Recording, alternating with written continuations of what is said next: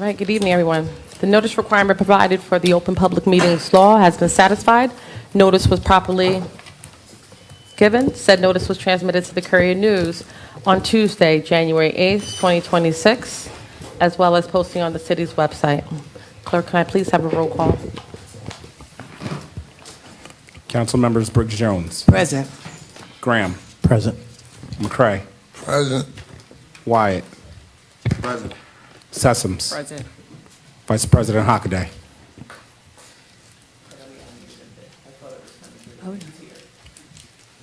Okay, let the record reflect that Vice President Hockaday is present virtually, and Council President Cherry. Present. All members present in a quorum. All right, could you please stand for the Pledge of Allegiance and remain standing for the invocation? Tonight's Pledge of Allegiance will be led by Riley Rose Morris.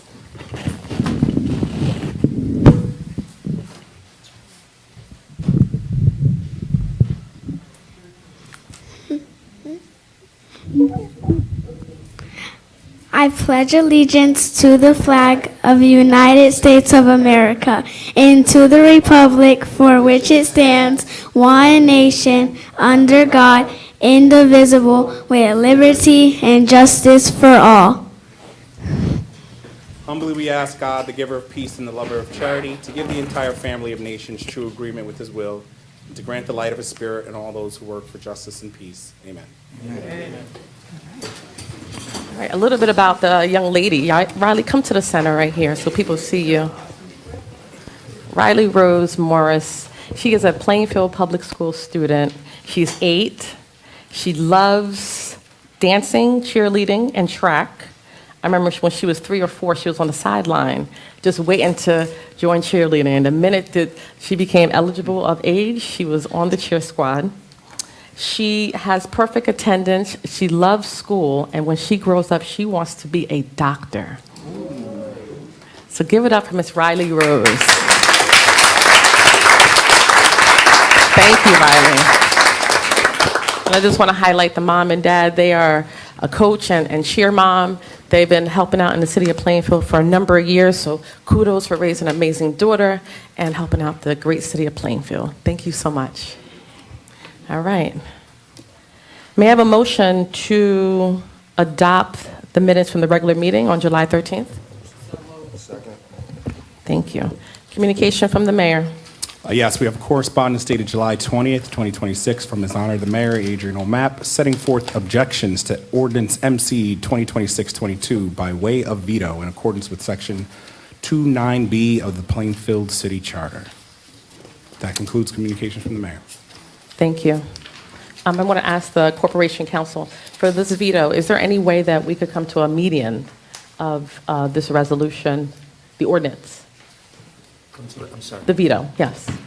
How do we make this? I know that you drafted, it passed unanimously by the council on 2 readings. How do we provide transparency as it pertains to flood mitigation?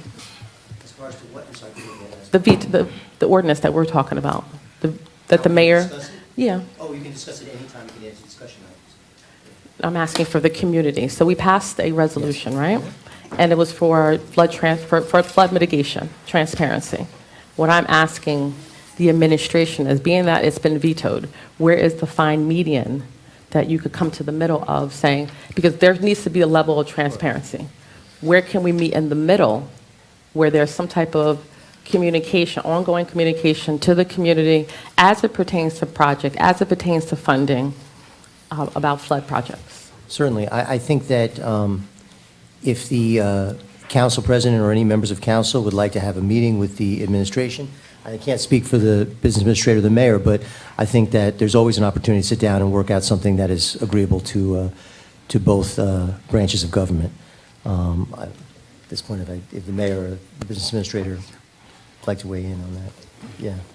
So I will weigh in by saying that I believe in transparency, and any report that exists that the governing body would like to have, all the governing body needs to do is request that report. But the administration takes strong objection in being directed to do things that are outside of the 4 corners of the city charter. But anything that exists, you can have. Thank you. I'm also looking to see how we have transparency within the community as well, potentially having town halls as it pertains to flood meetings and something ongoing. With a lot of the rain that's happening, I know a lot of our residents are asking for that level of communication.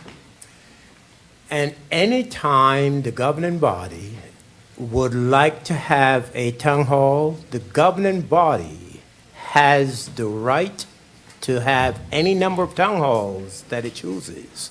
And if there is need for a staff member from the administration to be there, we will gladly provide that person. But the governing body can have any number of town halls that they choose. And so is the administration, and we've had several town halls in the past about any number of items. Thank you, Mayor. All right, so I'm going to move on to discussion items. Tonight, we're going to be discussing the public hearing of the calendar year 2026 budget.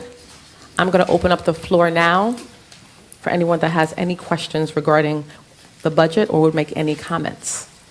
The floor is now open and online as well.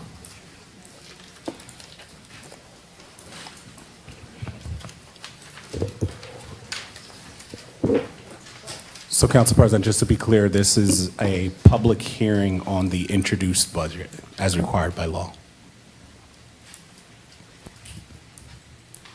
Yes.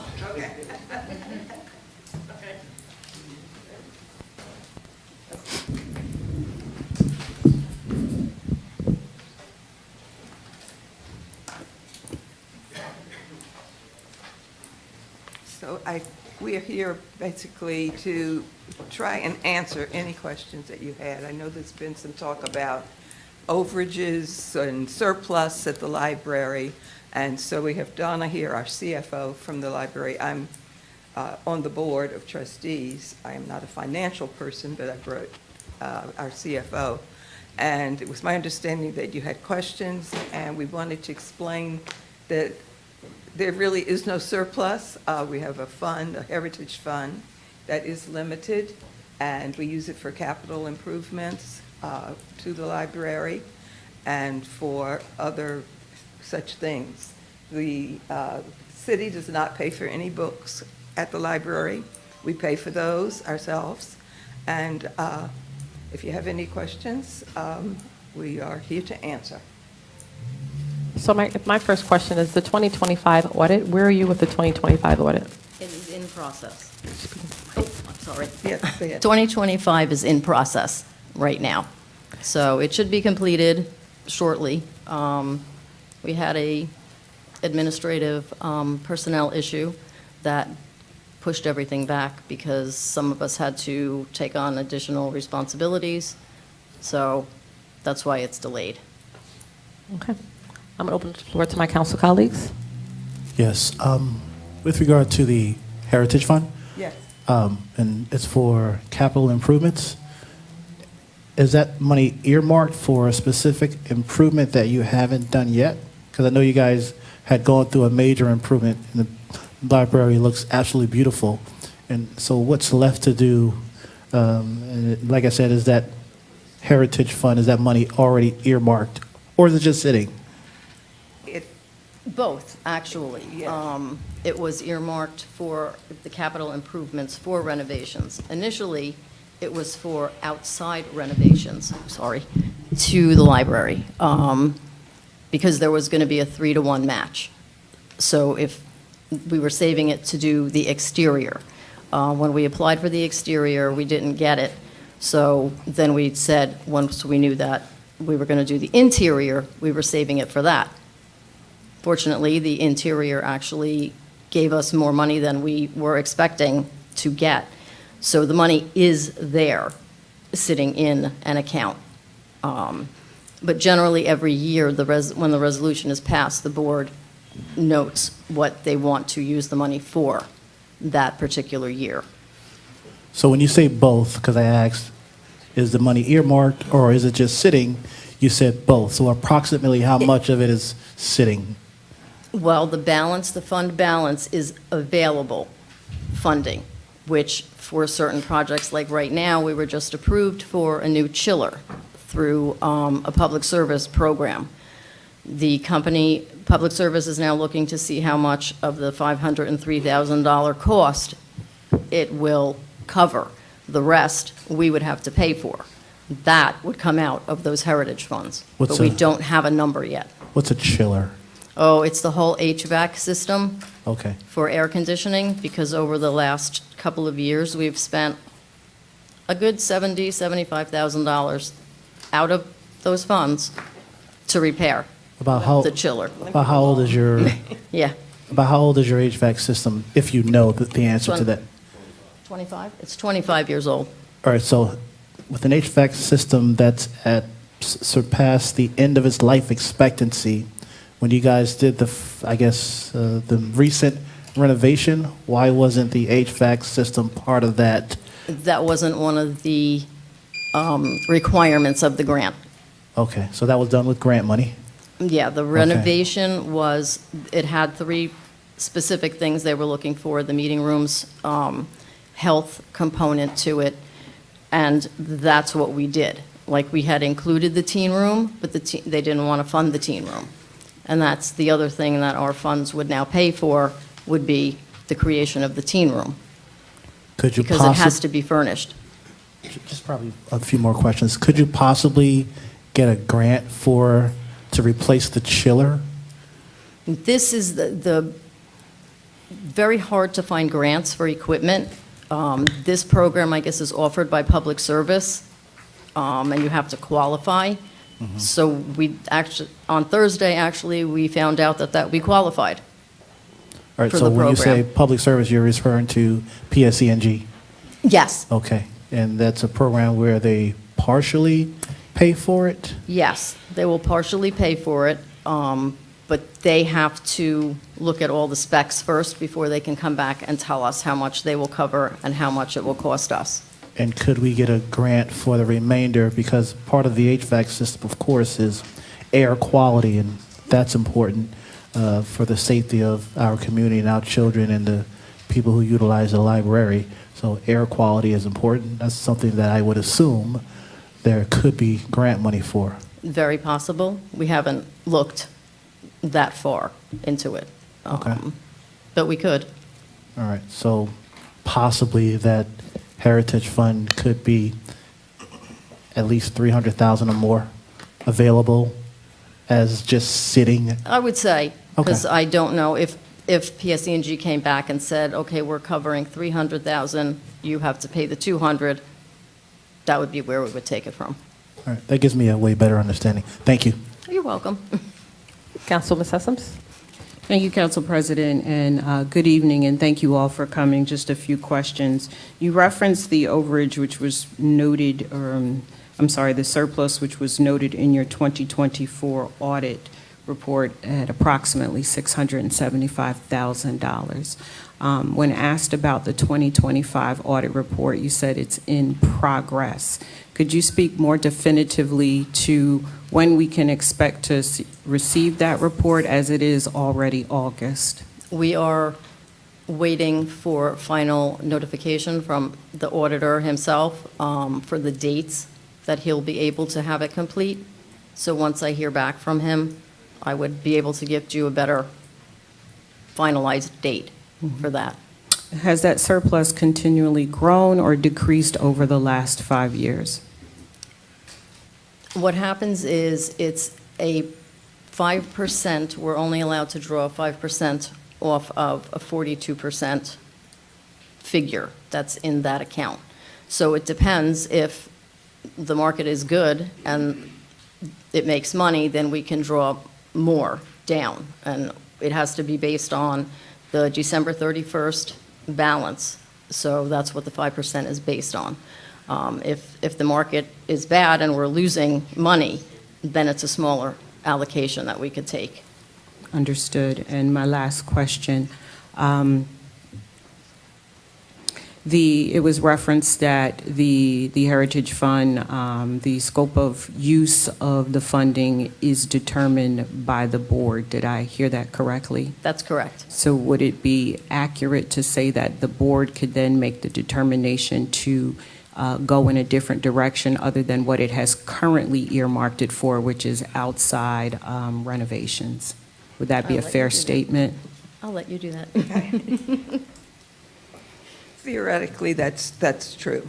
But, you know, based on the past, because of the funds in the Heritage Fund, which were donated by donors and grants, we do tend to want to use it for a capital improvement and not for programming and other things, and salaries and that sort of thing. I'm sorry, I just had one more question. You mentioned, or someone mentioned, it might have been Councilman Graham, about grant writing. Do you have a grant writer consultant that's, assisting with, the seeking of additional funding, and so that they could put forth perhaps some grants where you can include operational dollars in those applications? Yes, we Us do. on staff. We do. Right, on There's staff. actually there's like 3 or 4 of us on staff that actually write the grants and apply for them. Thank you so much. Appreciate your time. Councilman Wyatt? Got you. Yes, just one question, About your, and I'm sorry for making this feel like a deposition, but you're doing an excellent job answering the questions. The question here is for the administration. Has anything changed since last Thursday evening when we had the CBAC budget meeting? Did your stands change at all? Did you receive any more information? Were you willing to make any amendments? I know that we said that we would try to have some communications, possibly a meeting. Yes. We did communicate with, we didn't communicate with the entire council, but we did communicate with Councilwoman Sessoms that the board did approve taking $225,000 of from the Heritage Fund to use for the this difference in the budget amount that the city had given us. Okay, all right. Yes. But we did want to reserve, have that $500,000 available for the PSE&G, the grant and whatever we might need to come up with as our portion of that chiller cost. Okay, I was confused if you wanted their administration or our administration. Okay, but I'll speak for our administration. So actually, you brought up a good point at the last meeting about their surplus, and that, we also have had surplus over the years. In the entire time that I've been the BA, which is 6 years this month, we have never had more than 10% in surplus. So if the budget's $100 million, we've never had more than $10 million. If the budget's 110, so on and so on. Right now, the surplus at the library has about 25%, right, of your operating, give or take. So when we introduced this budget and we spoke to the library, our feeling was, and this is, again, we make the decisions we think are, best looking at the whole picture, the tax rate, et cetera, and then we pass it on. So when we made this decision, we were looking at that percentage of a surplus, and we were looking at the hard decisions that we're making in every single one of our departments. And we also have capital things that we want to do, and we have many things we want to do, but we don't, unfortunately, this isn't the year that we have the money for it. So we felt like it was fair to at least at our phase, introduce a budget that has well beyond the statutory amount required for the library. We also pay for a lot of things like their security guard and payroll taxes and all of that, and health insurance. So we felt like this just wasn't the year that we could give 100%, and we all are taking, everyone has to we have to all figure it out. Now, we don't have a say in how the library manages that and what they decide to do in terms of if they decide to use their surplus. We don't have any authority over that decision. However, we felt that at our level, it was fair to ask them, if surplus, if there were other options for this year. Mr. President. And we did make the good faith offer of $225,000 from the Heritage From the Fund, surplus, yeah. with the understanding that we need to reserve something for the chiller, because frankly, we were worried that the air conditioning was going to go out for a grand opening. I mean, it's been limping along for years. So, that is essential. We had to close the library last year because the air conditioning went out until it was repaired. So Yeah. in this heat, we needed the AC, and of course, in the winter, we need the heat. So, And you do have some capital expenditures that you guys approved at second reading. You'll approve them, well, I don't know, that was presumptuous of me. You may approve the capital bond ordinance that's on for second reading this evening, which does have capital expenses for the library. And that's for the signage, correct? Yes. Council President. Yes, Mayor. So I'm assuming that this is a presentation from the library, that Mhm. this is not the public hearing. The No. public hearing is normally 3 minutes per person, so which one is this? So they're speaking, and I'm allowing them to go over, it's fine. No, I just want to Yeah. clarify. This is Public hearing or this is the public hearing. Okay. So. Any other, I'm sorry. Since the library has the floor and is making a presentation, I then have some comments pertaining to the library's budget and its requests. First, I want to thank the board and staff of the library. I do believe that the library is one of the greatest assets in the city of Plainfield.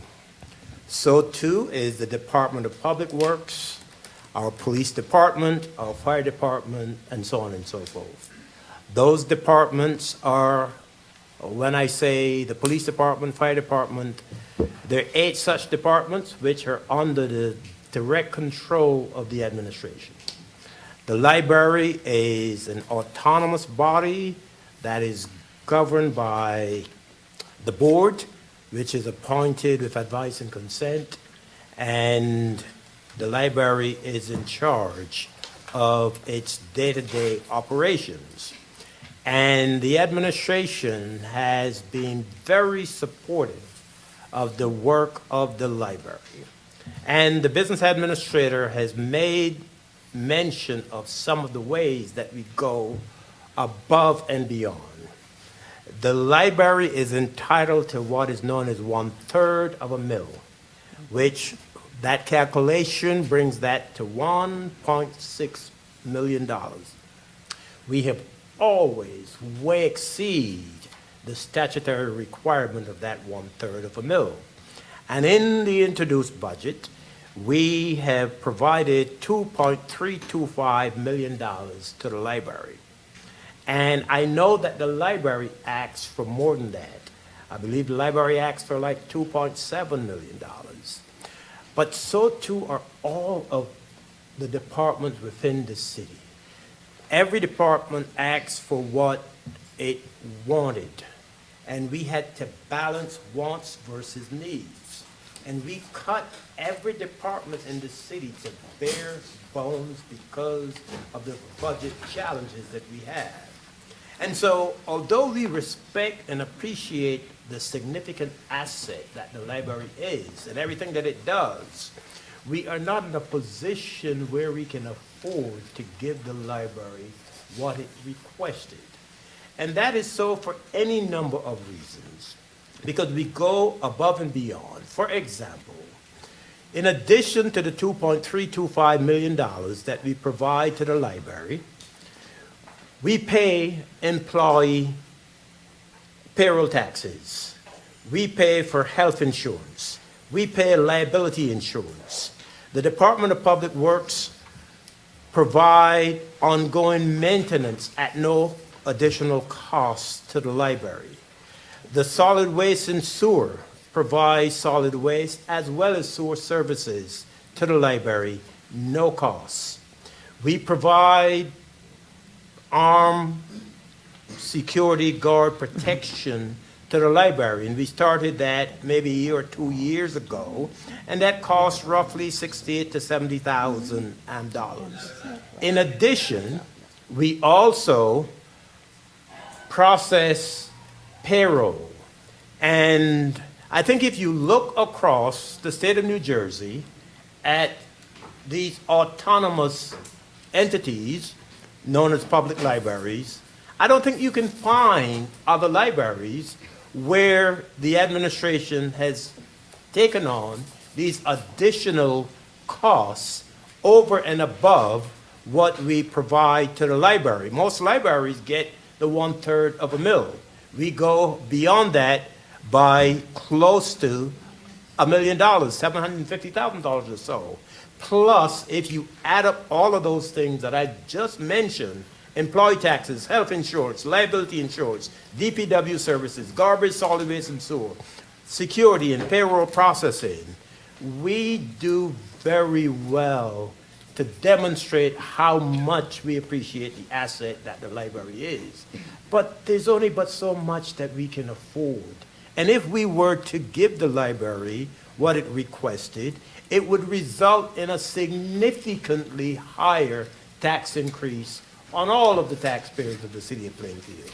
And so I want to put that in perspective. And when we talk about the surplus that the library has, which is about $675,000, surplus and fund balance, they're one and the same. The city of Plainfield, we used to have $10 million in surplus, but we used that money in the budget in order to stabilize taxes. So much so that we did that last year, we did that the year before, in order to stabilize taxes and not to have the burden passed on to the taxpayers. We closed 2025 with a fund balance / surplus of $5.9 million. And by we, I mean the city. We put $5.7 million back into the budget to keep taxes as stable as we possibly can, to the point where we now only have $200,000 in surplus.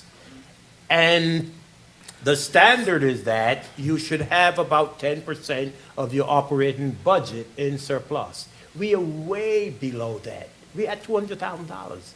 We have nothing more to give. And that's why we're asking the library, if you do need additional funds, to go to your fund balance, go to your surplus, because the city doesn't have anything more to give. And if we do, it would be irresponsible to pass on an additional tax burden onto our residents. And that is what I wanted to offer this evening. But we do appreciate the great work that the library does, the asset that it is to the city, but reality is what we're being guided by. At least that's what my administration is being guided by. But I thank you for all that you do. Okay. Thank you. Thank you, Mayor. Councilwoman Briggs, do you have any questions? No. All right. This time. Thank you so much. Anybody online? All right, thank you. All right. So we now move on to bond ordinances, bond ordinances You 12, need a 9. motion to close the public I'm hearing. sorry, on the make a budget. motion to close public comment. This is not public comments, it's a public hearing. My script.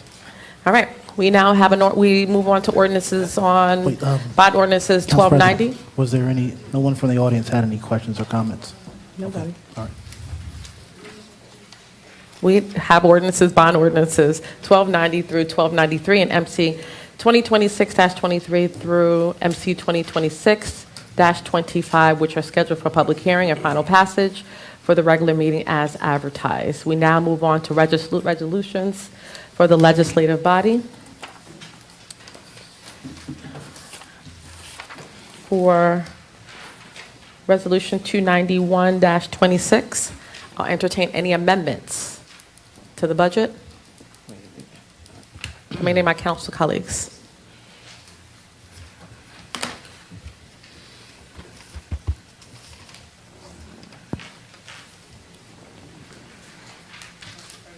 Yes.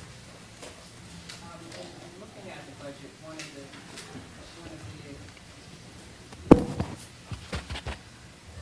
one of the questions I continue to have is around training, conferences, and conventions. And I know people may be saying the savings is insignificant. Well, when you have nothing, any dollar that you save, I feel, is significant. So I would like to see there being some drastic changes around the dollar amount that is associated with conferences, conventions, and training, and I would like to see it more aligned with the Office of Management and Budget circular around conferences and trainings that they use as a guideline for state employees.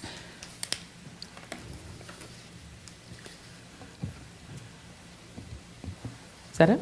That's it. Do we have a dollar amount, or? I recommend that the administration go back and look at it and cut that by 50%. I'll give you an example of one of the expenses I looked at. So I looked at what was allocated, if I read this correctly, for city council, $6,000, $8,000, and $3,000, which is $17,000. We have approximately 4 months left in the year. I don't understand what $17,000 would be spent on in terms of conferences, conventions, and trainings. And so it's those type of line items that, again, call into question the use, the necessity, and if, in fact, we can be a little bit more fiscally responsible in that category. Clerk, do we need to make a motion, or is that at the end for the amendments? What's Or will they- presented to the council this evening are the budget amendments as required by DCA. This is the agenda fixing portion of the meeting, so you can discuss amendments during, and I'll defer to the Corporation Counsel and Director of Finance, during the regular meeting aspect of this. You would need to make that motion individually, the dollar amount from which department to which department, and that would require a 2/3 vote, and they would have to be voted on individually.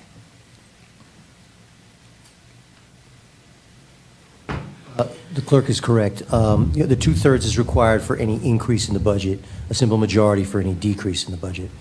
But other than that, that is the process, and each one must be done separately, as the clerk said. Yeah. Director Morrisgill, are you able to, I don't know if you're able to pull up or let us know what the full budget for conferences and travel, or do we literally have to go department by department?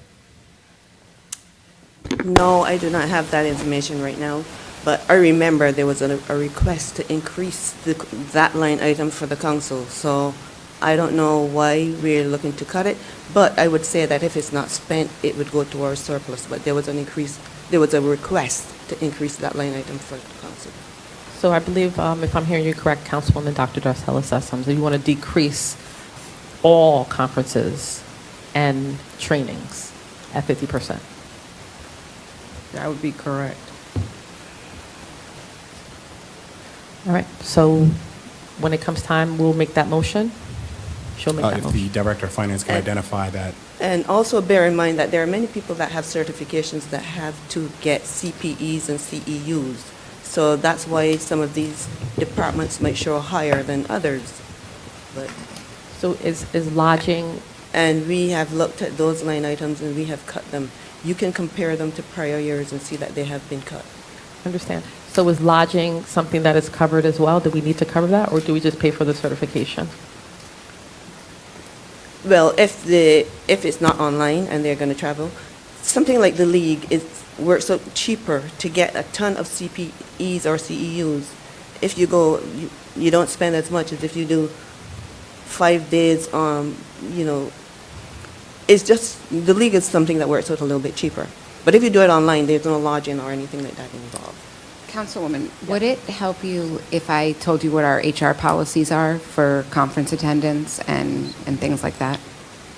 Are you addressing me? Oh, yeah. Yes. Okay. So we have a policy that requires, if you want to attend a conference or anything like that, and actually the policy's been tweaked for this year. Our department and division heads have been made aware that the policy this year is tighter.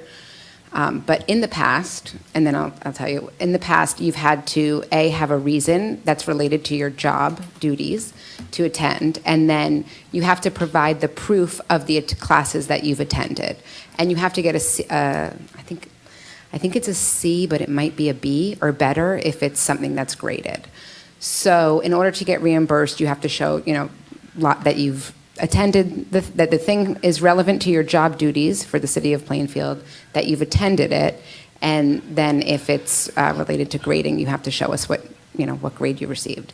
This year for the league, so in the past, there are things that are related to your job duty that you want to go to the classes, but you might not need it for CEUs directly. Now it's, you cannot attend the league unless you have CEUs that are required for the job title that you hold with the city, and then when you come back from the league, you'll have to provide the proof of the classes that you went to, how you scan in and scan out.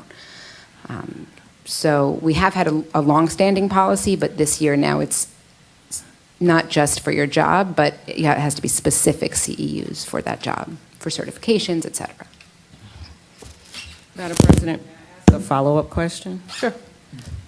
How does our policy on that align with the Office of Budget and Office of Management and Budget state level policy?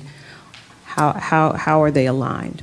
I don't know this. I don't know how the state handles their employees attending conferences. I'm not familiar with their policy. Okay.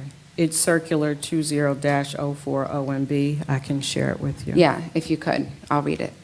And if I may add, that would be good information to have, but we are not the state. We are very different, but it would be good information to have. May I comment? Yes. I agree, Mayor, and I'm aware. I think I raise it because, one, it's a well-written policy by the treasurer, and it gives us some guidelines.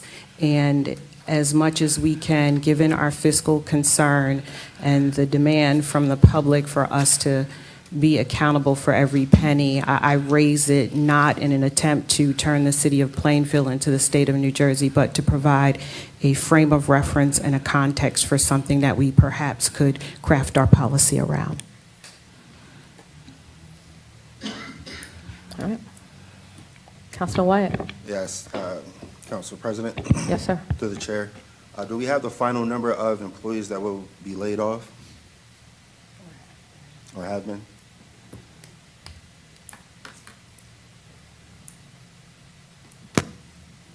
The final number of employees, including provisional employees? Yes.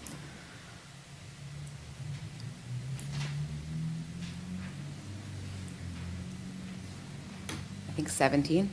17? I think so. Oh, I'm not 100%. Let me think. okay.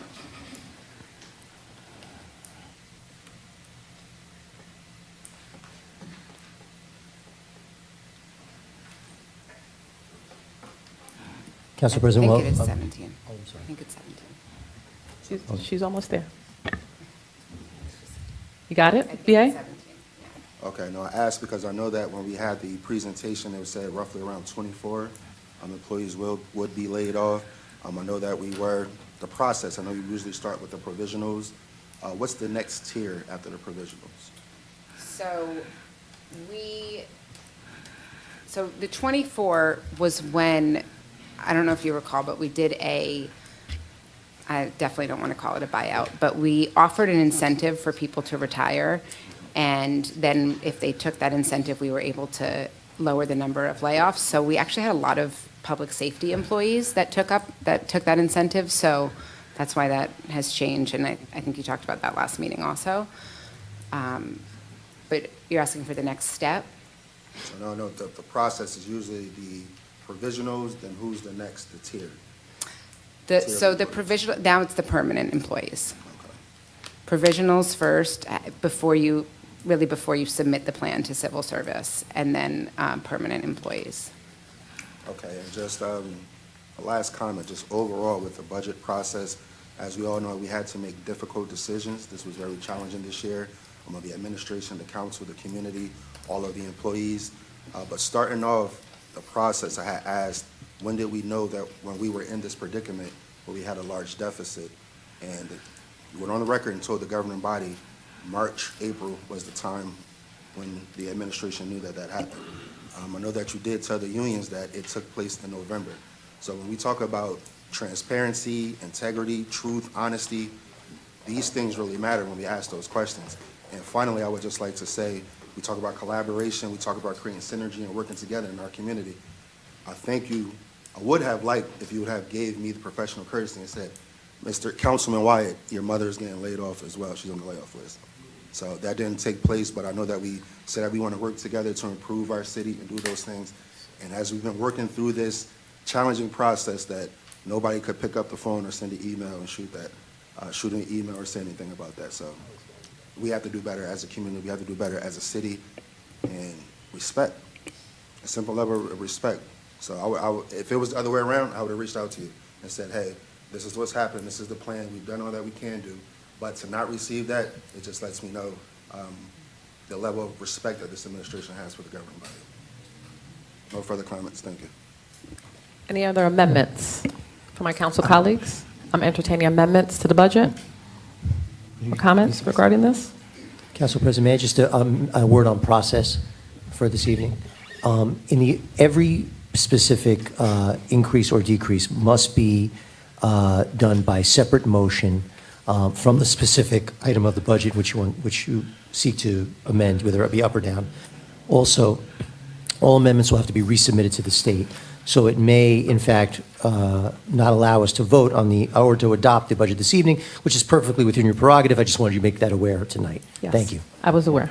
Thank you so much, Corporation Counsel. Just a quick question. Actually, I have a few questions.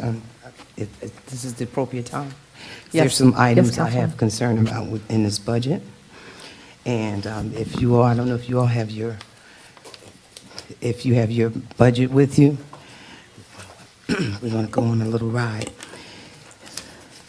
I need you to turn to 9A. No, I'm sorry, sheet number 9. So I noticed in the budget that the WIC, last year there was a certain amount of money, it was $5 million. It was, here we go. Here we go. Last year there was a certain amount of money for 2025, but there's nothing that appears in that block. And I just wanted to know, is there funding? If there's not funding, does it exist? Or where are we with that regarding the WIC? Because it's a blank space. Can you explain that to me? WIC is grant funded this year. We looked for everything that can be grant funded, and we tried to pull it out of the budget. So you would see some things that would have been there for 25, and they're not there for 26. We sought grants to cover some of those. And let me add further, Councillor, with grants, grants come in during the course of the year, and they are added to the budget if the budget had been adopted and grants are received, they're added to the budget by a process known as a Chapter 159. Okay. And it is at that point that it's added and those funds become available. Once the council approved the addition, those funds become available and could be expended for that purpose. Okay. Let me, sheet 9B. Also, I see on anticipated 2025, you have there is nothing in those line items for 2025, but you have figures for anticipated for the UEZ, the events, the $300,000, those amounts. Can you explain that to me also as well? That's the reverse. We didn't have anything, and we were seeking grants, and we spoke to the economic director, and it's likely that we might be able to get grants to cover some things. So UEZ funds. Okay. Let's go to, I also noticed in the line item where the Dudley House is also a blank space. Can you explain that also and make some clarity for that as well?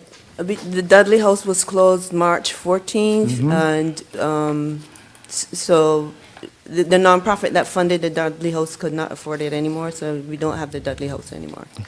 Okay, So you would have seen that in '25, and it's not on the budget in '26. Okay, so I know that we had talked about there's going to be a developer, it's going to be developing apartments. And I would imagine that, of course, we did speak about the veterans going back into that Dudley House in that location. I'm just hoping that in the future, they do have funds, some type of funding. I don't want it to go away at all. I don't want to forget our veterans. But my understanding is that was funded by a nonprofit, so that is a bridge we'll cross when we get to it. Yeah, unfortunately, we weren't the funder of the Dudley House. That was the county in partnership with a nonprofit. So it was, we were never budgeting for the operations of that. Okay, all right. I just don't want to forget our veterans, especially since it's gone away. I have a couple more things for you.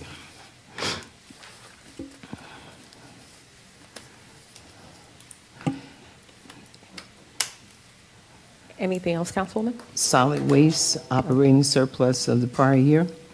I see anticipated $200,000, and now it's $2,100,000. What is the difference and why so much? That's on sheet number 10. And that's another reason we had to use some surplus from sewer and from solid waste, and we had to bring that in to help with this budget so that we would not pass on a high tax rate to our residents. Okay. Is there anything in the surplus right now? Is there anything left? Those utilities do have a little bit of surplus, but they're separate and distinct from the city. They're their own separate operation. Okay. Do you know how much? I don't know off the top of my head how much, but we tried not to deplete everything. Okay. I'm sure you want to leave something in the surplus, but I just want to know if there's anything there and if we can have a Right, that's what I copy of just that. said. There is something left in all of them. Okay.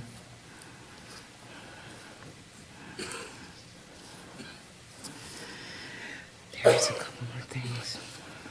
Just know that they have to be self-sustaining, so we don't want them to be, yes, we did leave surplus, but they have to sustain themselves. I mean, I do realize that Sewer and Solid Waste does bring in quite a bit of revenue, but I was just interested in the whys and the whats. And what do they currently have in that surplus? I have a couple more questions, but I can't find that sheet. That's it for now. All right. Any other questions? All right. I just have that last question to Director Morriskill. If we were to fund the library at 50%, and I know that you have this in an email, but what would that number be? What would the increase look like in terms of taxes?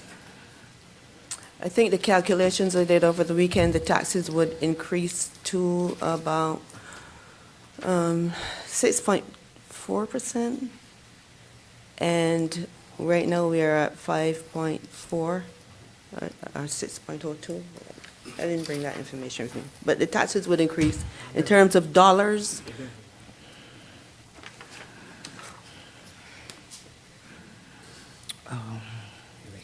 Right.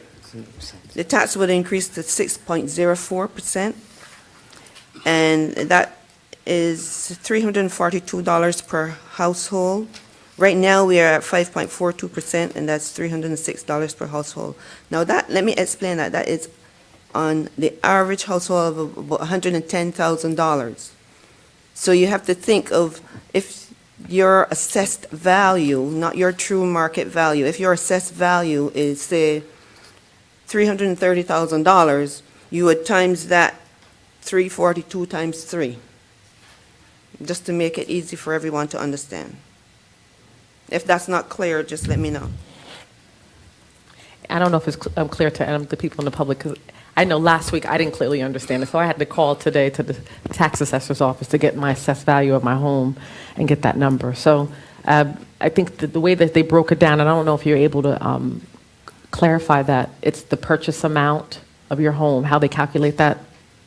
I don't know how they do the calculation in the assessor's department, But you can certainly call the assessment department. But everybody gets one in February or March of each year. You get that little card, and it tells you what your assessed value is, which is lower, A lot usually lower. lower than your true market value. Yeah, so I think a lot of our residents were, when you say the increase would go, was it $302 for every 110,000? Right. So if you So have if like, you look at that card, or you call the office and you find out what your property is, you times that. yeah, and that assessed value is as of, I want to say 1999 or 98. That's the last time it was assessed. 94. 94. Oh, thank you.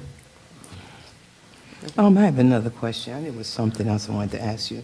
Let's go to sheet 40B1, where we have the parking utility lot maintenance.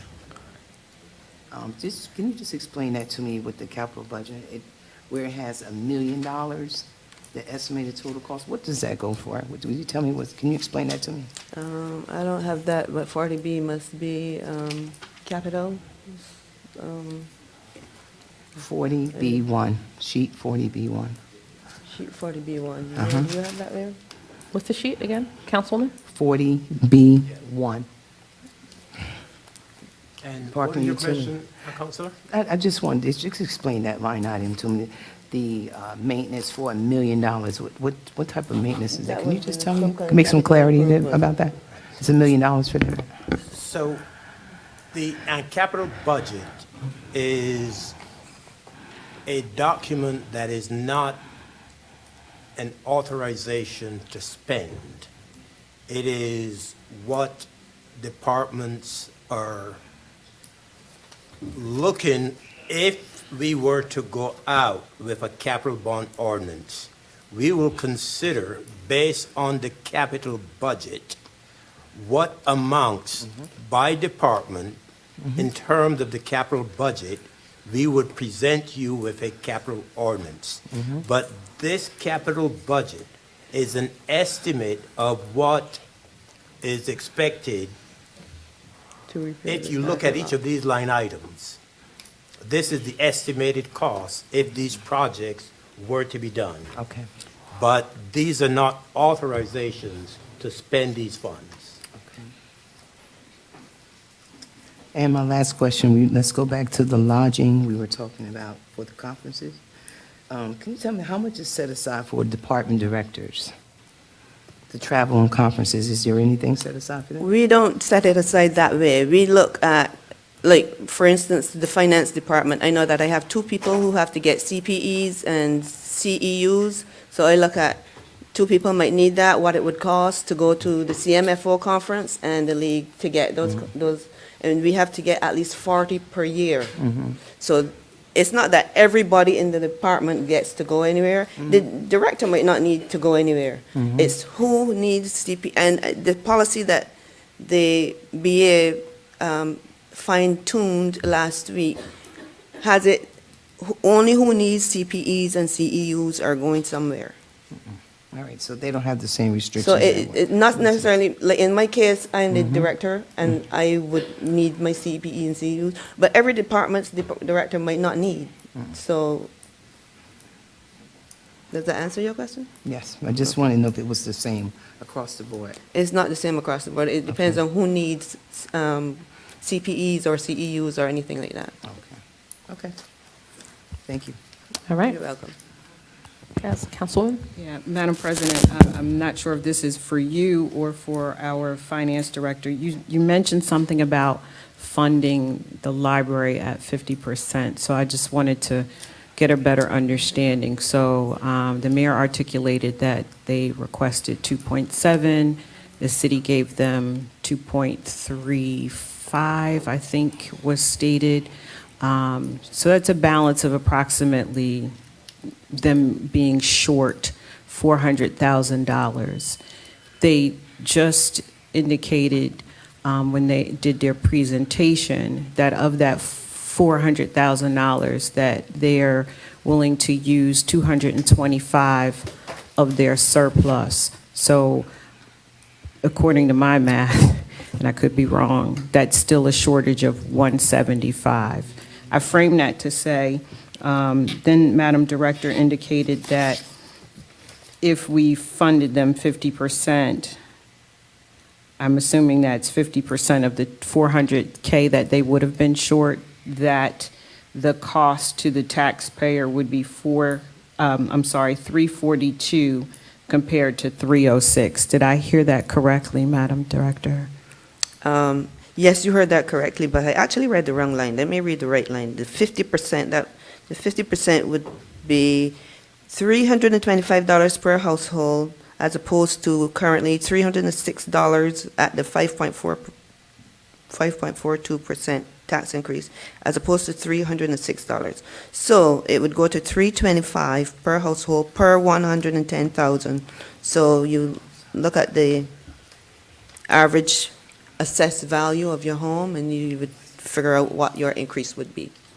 Yeah, I think what I was just trying to drill down is if this council was so inclined to give them half of what they are stating on the record that they are short, what would be the actual difference in terms of, the residents and their taxes? And you're saying it's a difference between 325 and 306 per 100,000, da-da-da. Per 100,000, right. Okay. So you have to get the real math, you have to know what your house is assessed at. Got you. Or one has to know what their house is assessed at to figure out what their increase would be. Okay, thank you. I understand that better now. Sure. All right. Thank you. I just want to remind the council that this is the council's budget. If you choose to increase, not increase, you just need to make that motion. All right.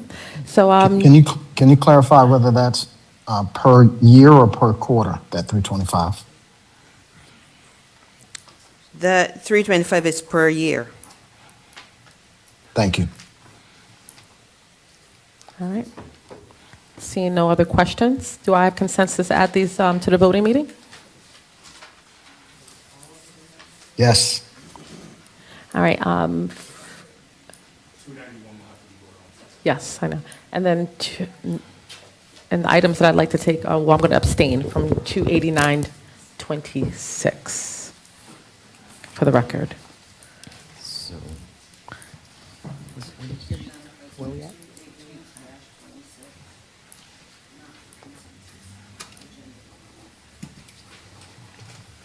So we have 288, 289, and 291, of course. Council President, Yes, sir. which part of the agenda? We're on the legislative body. Okay. And in terms of the legislative body items, I just want to add or provide some information, to put things in proper perspective.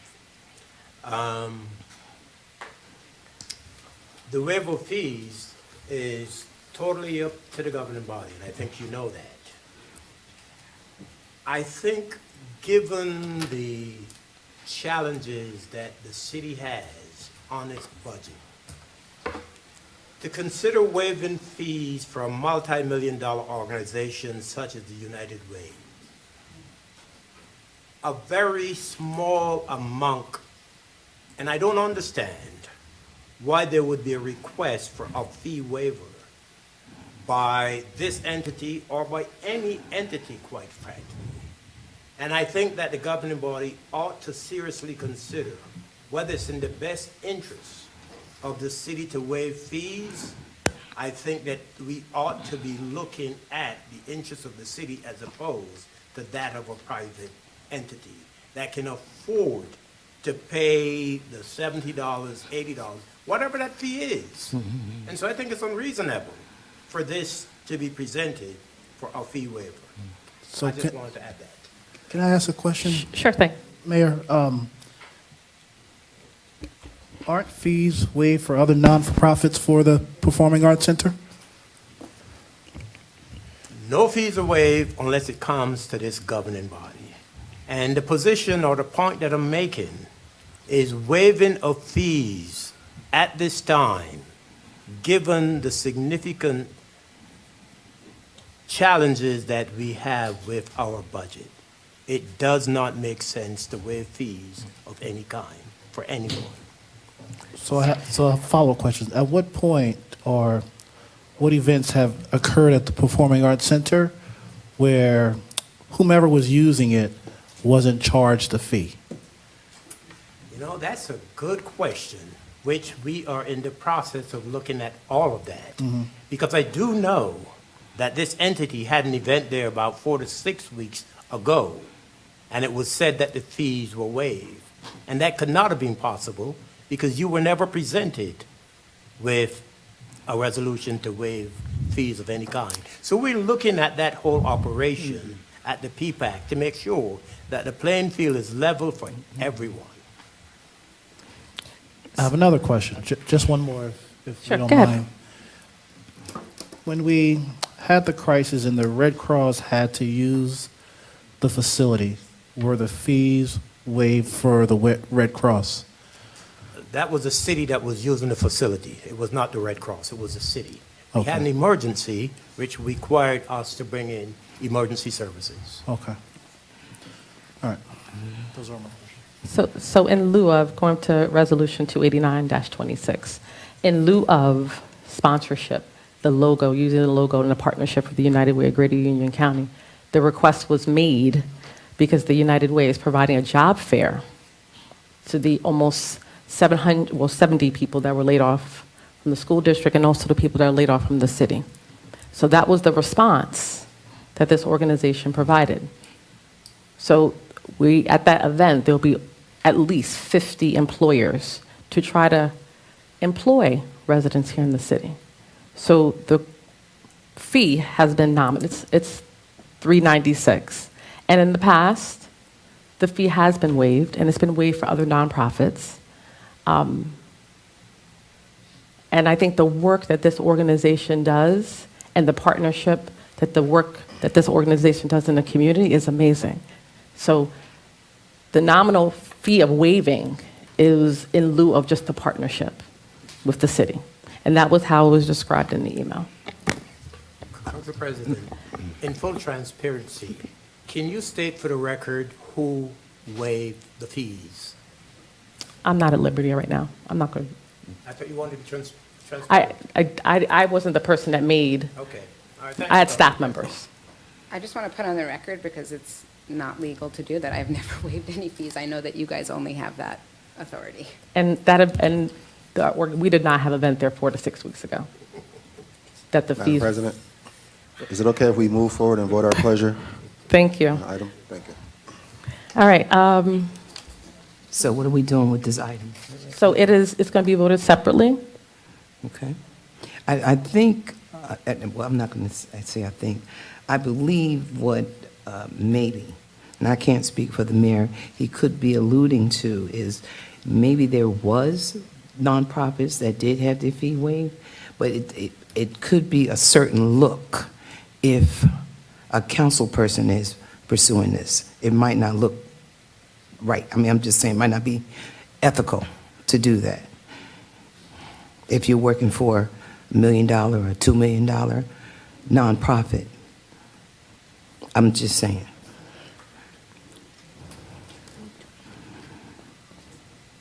Any other questions?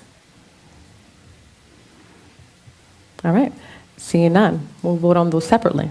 Corporation Counsel, can you please present your item? Thank you, Council President. I have one item for consideration this evening, resolution for an additional appropriation to the Souder Law Group for an additional $15,000. This is the second appropriation. The initial appropriation, which was back in January, was for $20,000, so this would make a total of $35,000. The Souder Law Group is working as a redevelopment council. They have numerous projects that they work with the Economic Development Director on. If there are any questions, I'm happy to answer. Thank you. Any questions? Do we have consent to add these to the item, the voting meeting? And yes. All right. Department of Finance, could you please present your items? I have 4 items for your consideration. The first one is resolution authorizing the option to extend the contract with All Paid. And this is for payment services at no cost to the city. And this is like a credit card used in certain departments.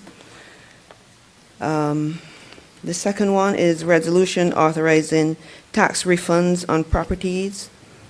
And there were a few duplicate payments.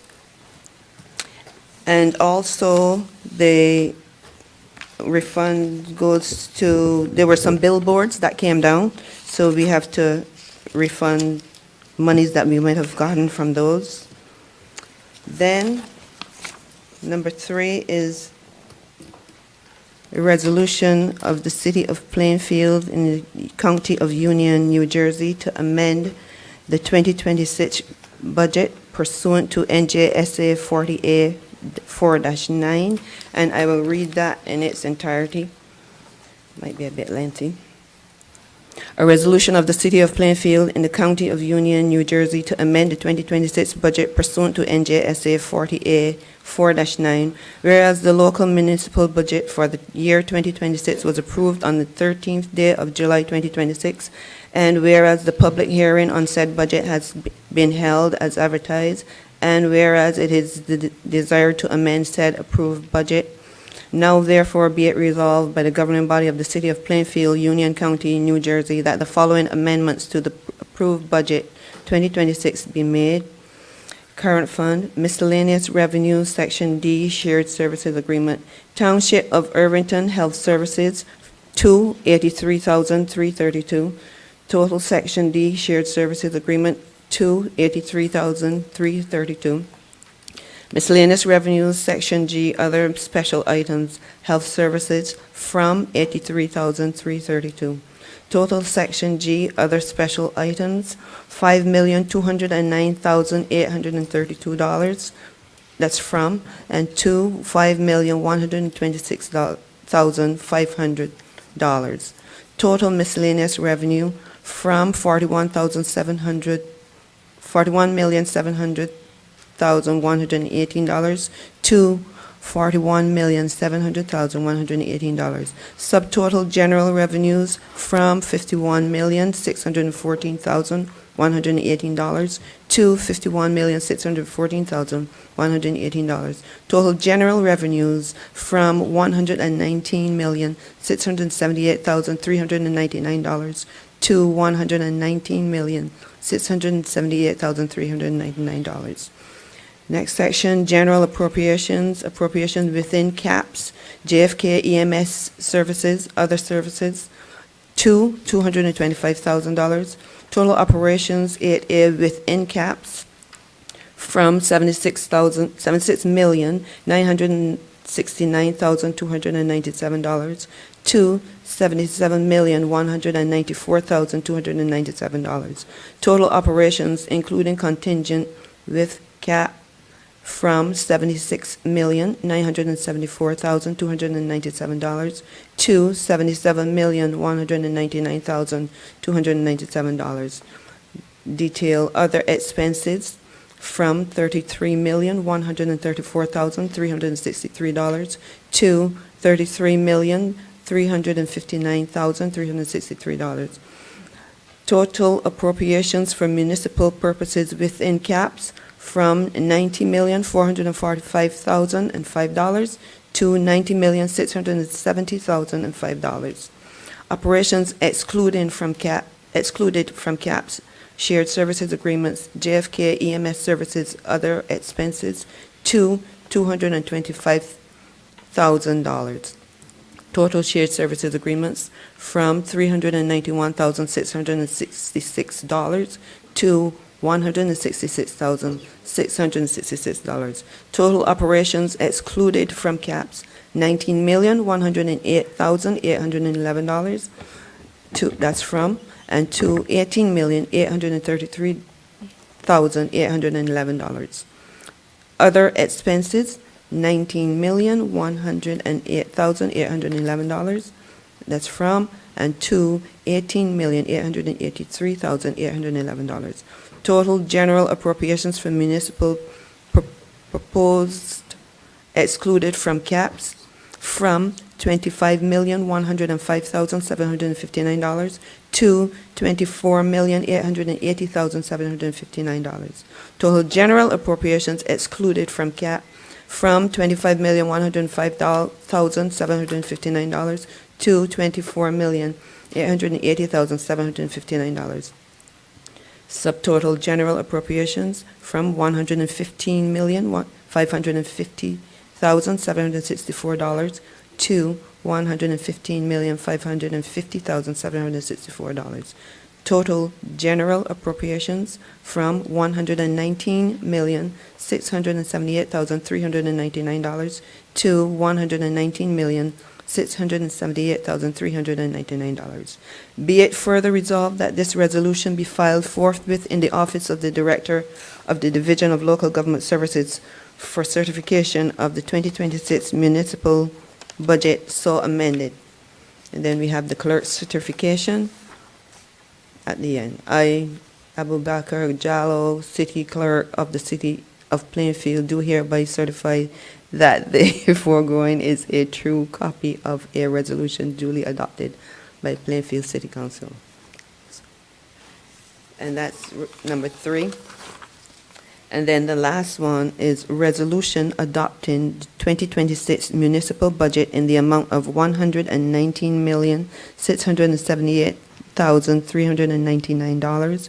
Parking utility budget in the amount of $291,145. Sewer utility budget in the amount of $9,484,083, and solid waste utility budget in the amount of $14,220,884.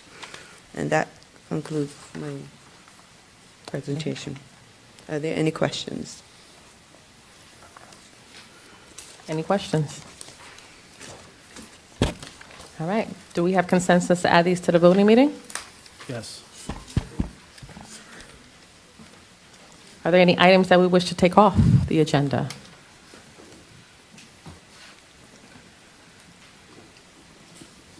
All right. Seeing none, move on.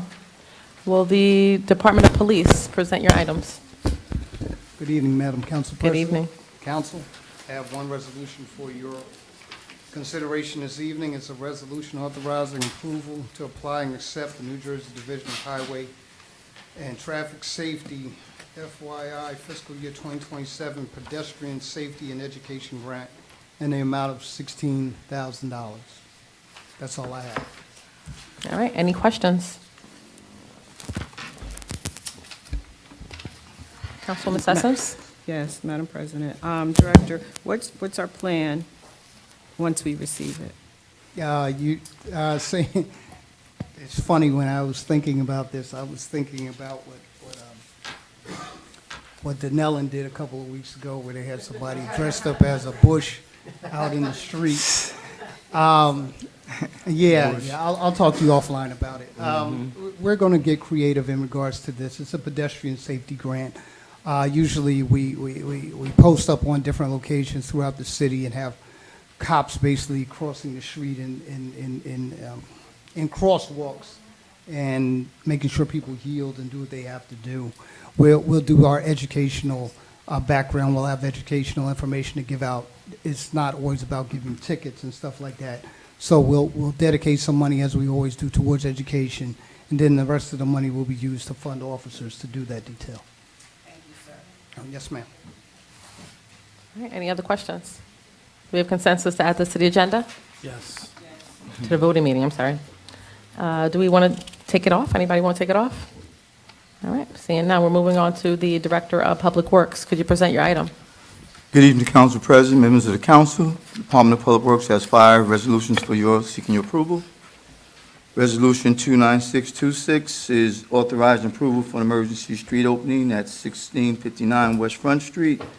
This is for a sanitary sewer line that burst. Resolution 29726 is authorizing change order number 1, the amount of $56,790 to Green Valley Group. This is for the Mill Campbell Field improvements that we're making, and that's for a different amount of soil that's needed for the project. Resolution 298 is authorizing change order number 2 in the amount of $38,119 to Pacerno Giordano Construction. This is for, what we're doing is a sun shelter that's outdoors that we're going to add to this project. Resolution 299 is authorizing change order 1 final decreases the contract by $208,897.48 and release of the performance bond, retainage, and final payment in the amount of $119,994. That's with a 2-year maintenance bond. Okay, that's for New Jersey DOT. That's the LFI grant, that's the funding grant that we have, and that's the J.A. Alexander, Inc. And Resolution 300 is authorizing the execution of a grant agreement with the State of New Jersey Department of Transportation for the fiscal year 2014 Transportation Alternatives Program for the North Avenue and Gabbard Place Streetscape Improvements Project in the city of Plainfield. All right.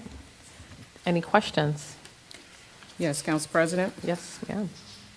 Good evening, Director. Good evening. R297-26, is this a grant-funded project? No, this is all, this is capital. So this is coming out of our capital budget? Correct. Okay, thank you.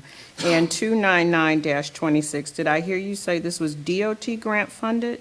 Correct, yes. Okay, so the savings that we were able to actualize, which was amazing, unfortunately, that will not go to the general fund. It'll go back to a grant? Correct, it goes back to the DOT, yes.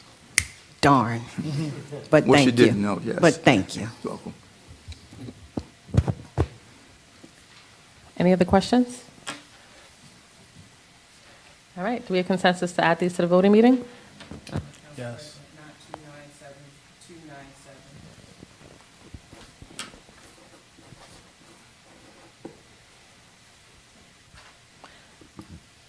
Anything else? All right, so we will move to 297. All right, will the Director of Economic Development please present her items for consideration? Good evening, Council. A request to pull Resolution 301-26.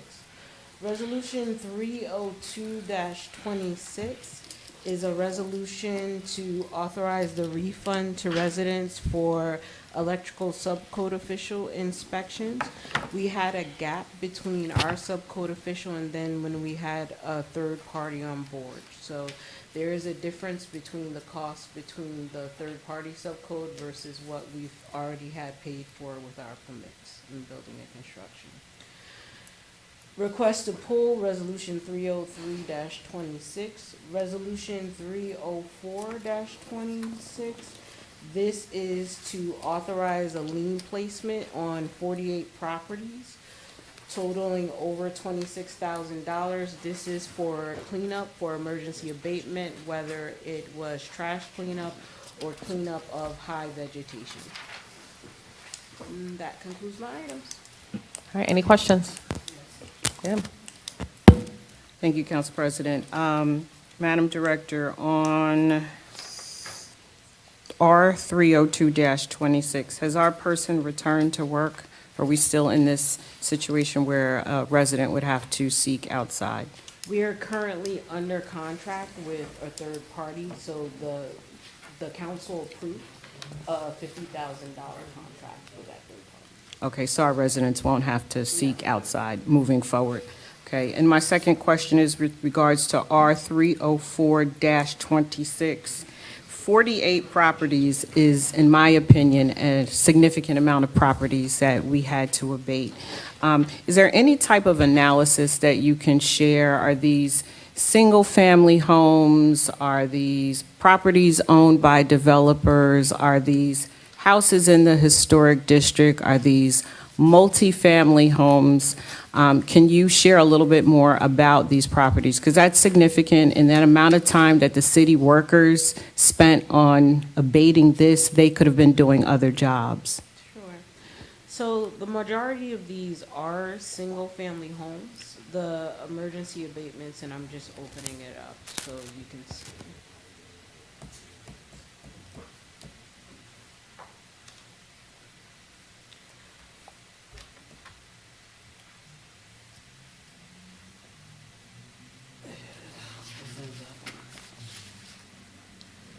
So we have a few that are done by developers and then they're single family. I would have to look to see whether they're in the historic district or not, but we do have some in all 4 wards. That would be concerning if these are properties. Well, first of all, they're all concerning because we want to make sure we keep Plainfield clean and beautiful. But I would clearly have some concerns if these are any that are being managed and under the authority of developers. So if you can just provide some additional information for the future about who these actors are, I'd appreciate it. So I want to clarify when I say under the ownership of developers, meaning that they have the property, they have not started construction yet. Thank So you. for example, I'll give one example, 1123 West 7th Street. I don't know if this is 1123 West 7th Street. They have not started construction yet, but there was a need to cut the grass. But that does not occur often. And in all cases, the developer, with the emergency lien, they are required to pay it. Thank you. Also, next to Brown's Funeral Home, I report it all the time. Trash and illegal dumpings there all the time. Yes, we've had a violation, which I asked for last week. Question. Yeah, Councilman. Director, can you explain the process before placing a lien on the property? How are you notifying the property owners that they need to clean up, and at what point do you make the decision to abate the property and add the lien? The property owner gets a notice of a violation. They have 10 days to perform a corrective action. If that corrective action is not performed, then they receive a court summons. And upon that court summons, we can do an emergency abatement. Then they are charged through a tax. Okay. Thank you. That's it? All right. Do we do have consensus to add this to the voting meeting? Yes. Anything that we're going to take off? All right. Will the Director of Health and Social Services present his items? Thank you. Good evening, Council President and council members. I have 7 resolutions for you tonight. Resolution 30526 is a resolution authorizing the mayor and the Union County for our cooperative agreement. This is the agreement we do once a year with the county that allow for us to use HUD funding, which comes through the consortium. This is for 1 year. It ends in 2027. And it is a yearly presentation. 30626 is a agreement with Keene University. What we are trying to do is use some of the clinical nurses, those who are undergrads and some who are grads. They will come and work in the annex. It's about 6 of them, 6 to 8 of those students, and they will do clinical care. It could be taking blood pressure, it could be checking various vitals, but all under the supervision of one practical nurse or practicing nurse. They can only be in the annex or in one site at one time because they only have one supervisor. So they will be doing work both in WIC, they will be doing work in the health division, which does vaccinations, and they will be doing work in Plainfield Action Services when the clients come in. So those are the 3 sites that those nurses from Keene will be at. Resolution 30726 is an application and acceptance of a grant from Union County in an amount not to exceed $204,000. That money is used partially to go to salaries, but the most of it goes to home assistance, meaning home assistance, rental assistance, utility assistance. That's what the bulk of that money goes to. Resolution 30826 is the same, no, I'm sorry, is the arts program at the senior center. That's not to exceed $6,000. That pays for the art supplies and the art teachers. 30926 is a grant from Community Affairs, and again, we use the same money for CSBG. We pay for rental assistance. We pay for any of those things, utility assistance. We pay for diapers. We pay for any assistance that the clients through Plainfield Action Services needs. Resolution 31026 is a bonus. WIC, while the amount is only $2,000, WIC has been able to show that they have increased their lactation participation rate in WIC, and I think that we are one of the few WIC sites that received this bonus, and this is the first time I've seen this in the years that I've been doing this. And so that's a kudos to the division of WIC. And finally, this is a grant that we are applying for, not to exceed $400,000. It is a maternal health safety net grant, and part of it is to do blood pressure screening and referral initiatives.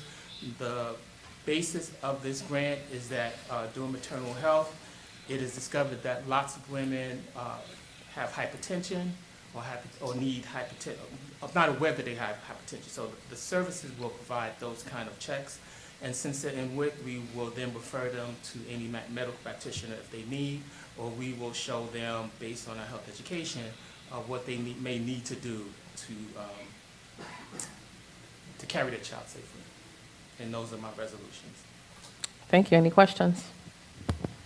Council President? Yes. Good evening, Director. Just a quick question. With the nursing students doing their field practicum, you mentioned that there's going to be supervision. Is the supervisor going to be provided by Keene University, and will they be with them the entire time that they're doing their practicum? Yes, so they will be on site here for 1 day a week. I should have added that. Probably about 6 hours for that 1 day. At this point, it seems like it's going to be Wednesdays. And that nurse will be there for the whole time. The nurse supervisor? Okay, because I was just concerned about liability. No. All right, thank you. Any other, go ahead, Councilman Wyatt.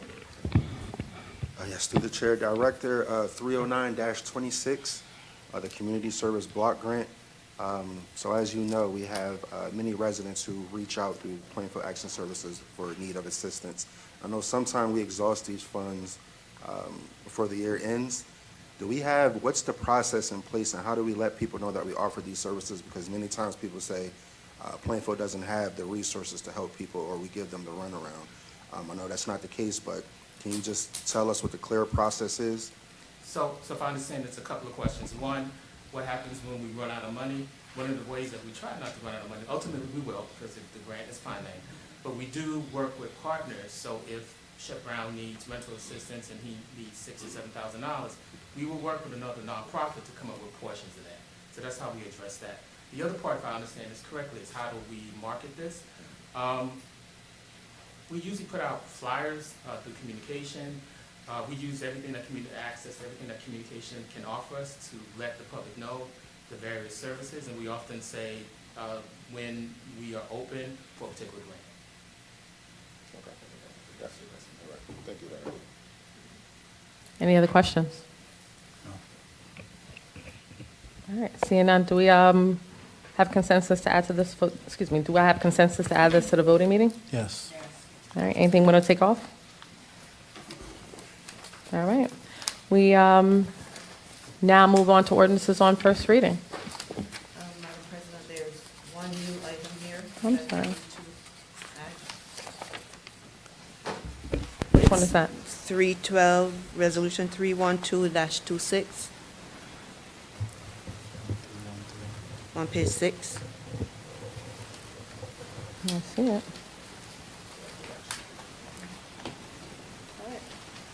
Got it? Yeah. Okay. You present those items? Right. So I'm sorry. one additional item, resolution adopting a corrective action plan in response to one recommendation contained in the 2025 audit. That recommendation was that sufficient balances in appropriate reserves and trust reserves be available for all expenditures. And the corrective action is the chief financial officer or their designee will certify that sufficient balances exist in the appropriate reserves and trust reserves account. Any questions? Any questions?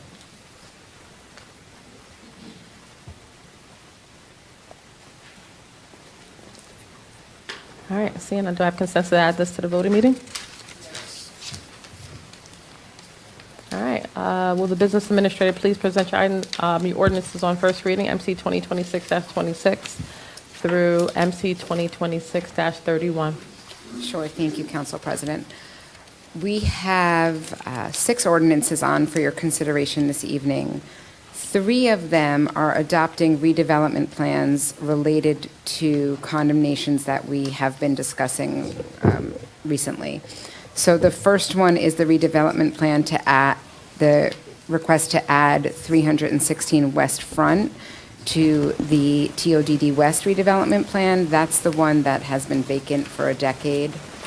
And so we're looking to rejuvenate that property.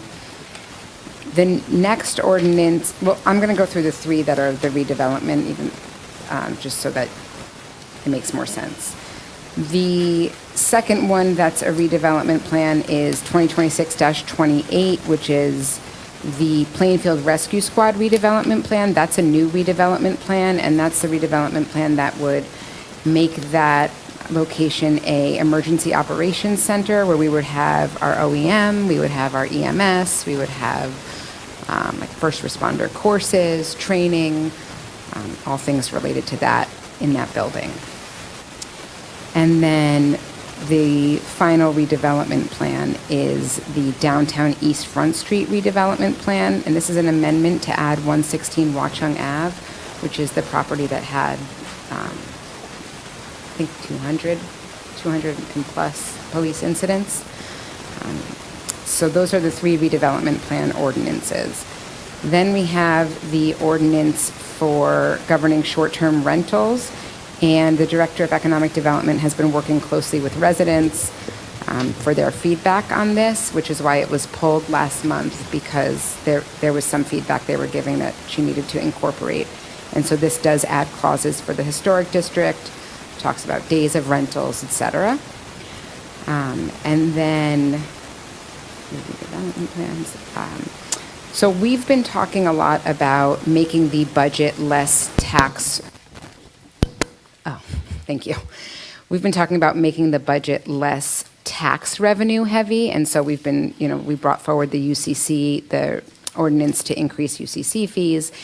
And we have been mentioning that we're going to be bringing forward ordinances to increase fees. And so this is our ordinance to recommend increasing fees at the PPAC, which is, as everybody knows, our Performing Arts Center. Right now, the fees are incredibly low. They're not competitive by any stretch. And we are looking to have a multitude of revenue sources so that the budget could be less tax dependent. And so that's one that we are putting forward. And then we have a ordinance, and then that's it for the administration. So there's 5 that are administrative, and then it looks like there's 1 that's council. So I'll let you guys speak to that. I have a question about one of the ordinances. Say that again? With regard to MC 2026-27, my question would be for Director Fields. In the ordinance, there's a 28-day maximum stay. And when and if there's a very unique situation where, let's just say someone had a fire or an emergency at their home and insurance is paying for it, insurance is paying for them to stay at an Airbnb or Verbo, and that stay goes beyond the 28 days, what do we do, or what does the homeowner do in that very specific and unique scenario? That would be an administrative exception that could be waived, and that's also included in the ordinance. There is an administrative waiver clause. Okay, all right, and that's something that they would notify the city? Yes. That someone's going to be there for a couple of months for The a unique property circumstance? Okay, a property owner, okay. All right, yeah, thank you, I just want to know that. I did have another question. Go ahead. With regard to MC 2026-29 on the Front Street redevelopment plan. I see that the maximum density was changed from 100 to 125, units per acre. Is that, does that come from the recommendation of the Nishuane Group, or how do we get to that number? It's looking at the recommendation of adjacent densities. Okay. So if we look at the adjacent densities of the surrounding scattered parking lots, which is immediately adjacent to that property line, as well as the TOD South redevelopment plan, all of those plans would now be consistent with 125. 25, okay. I had another question with regard to 2020, MC 2026-31, and it's regarding pilots. And my question is, when there's a delinquency with the pilots, I know that if there's a delinquency with residents, it goes to a tax sale, and those taxes are paid. Is there a consequence for developers when they don't pay their pilot? I'm not sure if I'm able to answer because that hasn't been presented yet. If you're just asking as a matter of law, Yeah. if you violate the terms of your pilot agreement, we may we may put them back on ad valorem taxes. So basically, you revert to your assessed value, and you just owe regular taxes. Is that going to happen with the alleged developer that's like, what is it, $1 million or more behind on their pilot? I can't speak to any specific case, but I'm just saying as a matter of law, that is an option available to the But city. that is an option that you can take? Yes. That's a Okay. property owner, not a developer. That's, unless my administration hasn't informed me of anything, but there's no, to the best of my knowledge, no pilot that not. owes us anything. Okay.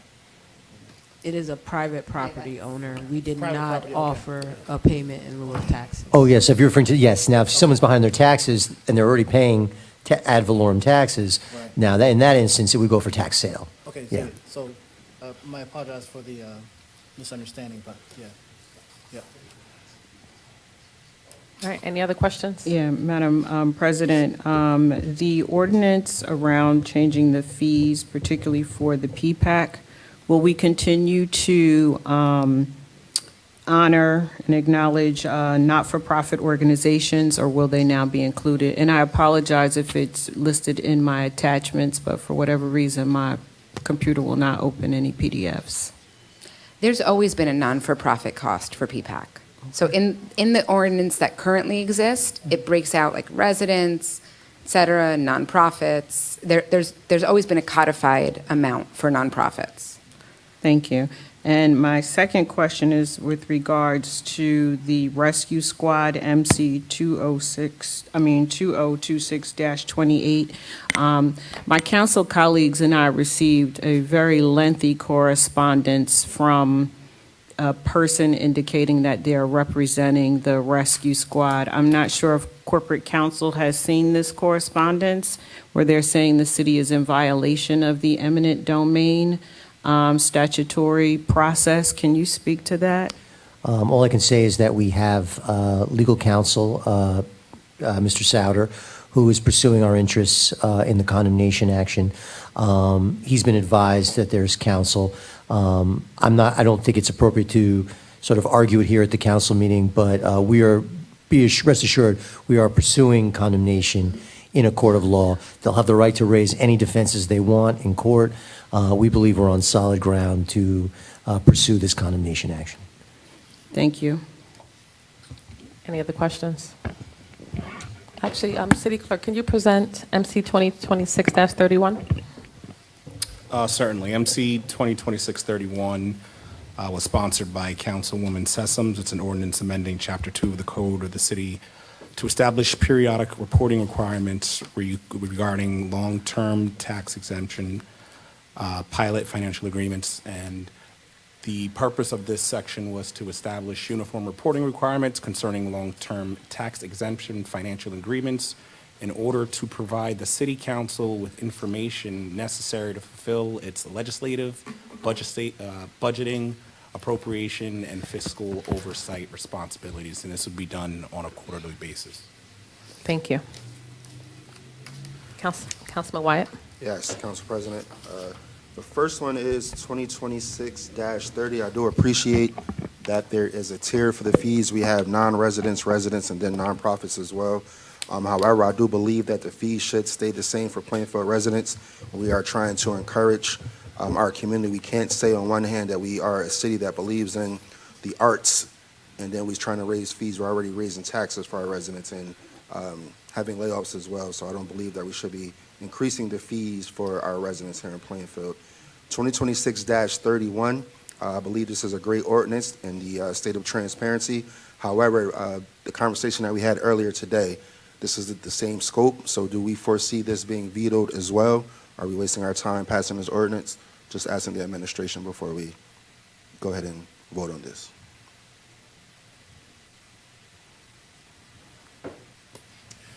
Thanks for the question, Councillor.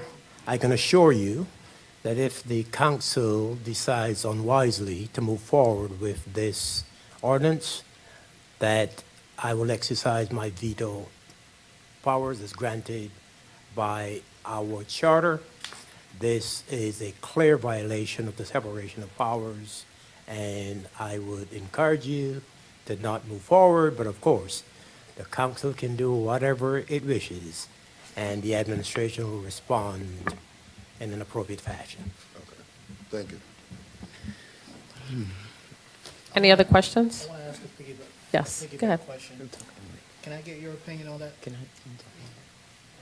Sure. I have provided Councilwoman Sessoms with my legal opinion on the matter. I did provide an opinion that said that this particular ordinance did overstep the separation of powers. It is fully within the right of every council member to request any document that is in possession of the administration. However, this specific ordinance requires the creation of a report. And that is, in my legal opinion, a direction of a department head. Council cannot direct or supervise department heads. Furthermore, there's a section in the code regarding reporting requirements and the creation of reports, and it specifically says that the mayor shall direct department heads to create reports. So I've provided this to Councilwoman Sessoms. We had a very polite disagreement on that fact, but I did, yes, provide my opinion. Thank you. And if I may add also, Councillor, sheets 4A and 4B of the budget provides the council with information pertaining to every dime of revenue that has been collected from pilots by the city of Plainfield. And one more question. For the record, how many of our pilots are delinquent? They would lose their agreements. It's a formal financial agreement. Once they're delinquent, they would lose their financial agreement. So in terms of numbers, how many? Is it 0 or? Okay. Thank you. Yeah. We will not hesitate to come to the governing body if a developer is not paying his or her pilot. We will seek, with your permission, to revoke such a pilot. Okay. Any other questions? Not a question, Madam President, but I just would like to make a comment. So this ordinance, or this recommended ordinance, was proposed based on feedback from the residents that I interact with.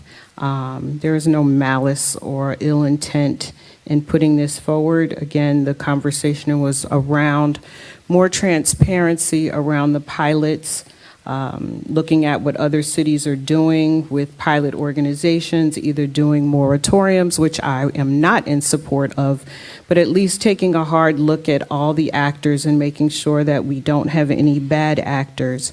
I did recommend changing the language to not reflect that the finance director provide the report, being that the charter states, or I'll have to go based on advice, states that we cannot direct a director to do anything. So I did propose asking that the language reflect that the mayor provide the report.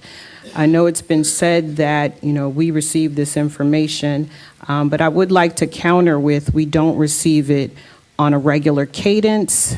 Receiving it right when it's time just to pass the budget is not significant enough to really dive deep and to get an understanding of it. So the intent was to have it on a more regular cadence so that we can see who the bad actors are, if they're delinquent, and what has been collected thus far. So that was the intent of this ordinance. Thank you. Council President, if I may add, I think that's reasonable. There are reports that exist within the general ledger reporting structure that we have, that we can provide to the governing body any report that exists. There are budget reports, there are reports on pilots that can be generated with, a couple strokes of the keyboard, and any existing report we will gladly provide to the governing body. But as it was mentioned, we take exception to being directed to create reports that do not exist.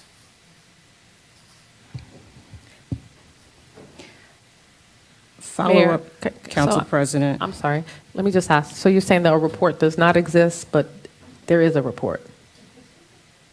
I just clarify that. You said Can you repeat your question, please? you made the statement that the report does not exist, but then you said there is a report. No, I'm saying to the governing body that any report that exists, we will provide to every member of this governing body, whether you want it monthly, whether you want it quarterly.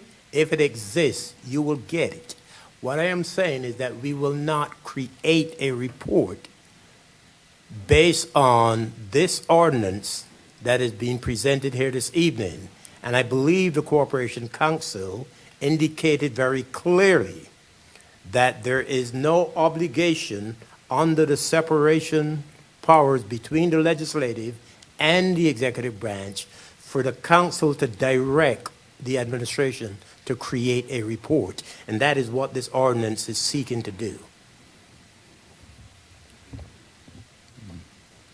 Madam President? Yes, ma'am. May I ask a follow-up question? Yes. And I just want to frame this as this is not to be adversarial in any way, shape, or form. That is not my leadership style. My leadership is grounded in, first and foremost, my faith, but then secondly, to seek clarification in order to better serve not only the residents of the Second Ward, but all the residents of the city. So I think it's real important to frame that, because what I found, or what my experience has been, is that, asking questions sometimes come with a narrative that's not appropriate for the person who's asking the question. So if I'm hearing very clearly, and I'm asking this for a reason, and you'll soon find out, is there a current report that exists that can be shared that says who are all the pilots, how much they've paid in their taxes for that quarter or as of that point in time of the year, that can be shared? Is there a current tracking report that we have that shows who's paid what? And the reason why I'm asking is because, to the mayor's point, because I'm very fair in my deliberations, if there is a report that currently exists, then my ask would be to share it on a regular cadence and to share it timely when asked for it. So, and that, again, is very fair and very valid. And I think that there's an obligation for us to provide the governing body with as much information as possible. And the position of the administration is that as long as that information exists, we'll provide it to you. We can provide you with information concerning the status of the budget on a monthly basis. We can provide information, every receipt that is entered, that comes into the city, has to be entered into the general ledger. And so we can provide general ledger reports as far as pilots are concerned that will tell you at any given point in time how much has been collected on pilots as of the generation of that report. So all I am saying is that if the information is there, you will get that information. We have no problems providing any information that exists to this governing body. What leaves me concerned is the verbiage, if it exists. So if it doesn't exist, we're unable to share that. We wouldn't be able to receive it because the nexus of this is if it exists. So if it doesn't exist, how are we able to review and have that information? If it doesn't exist, Counselor, there's nothing to share because it doesn't exist. We will generate any report from the general ledger. There are reports that exist, and the finance department can generate a report on a monthly basis that tells you how much money is in the council's budget, how much money is in any of the department's budget. We can generate a report that tells you how much revenues were collected at any given point in time. So we can generate a report from the general ledger system that speaks to the amount of pilot revenues that have been taken in by the city.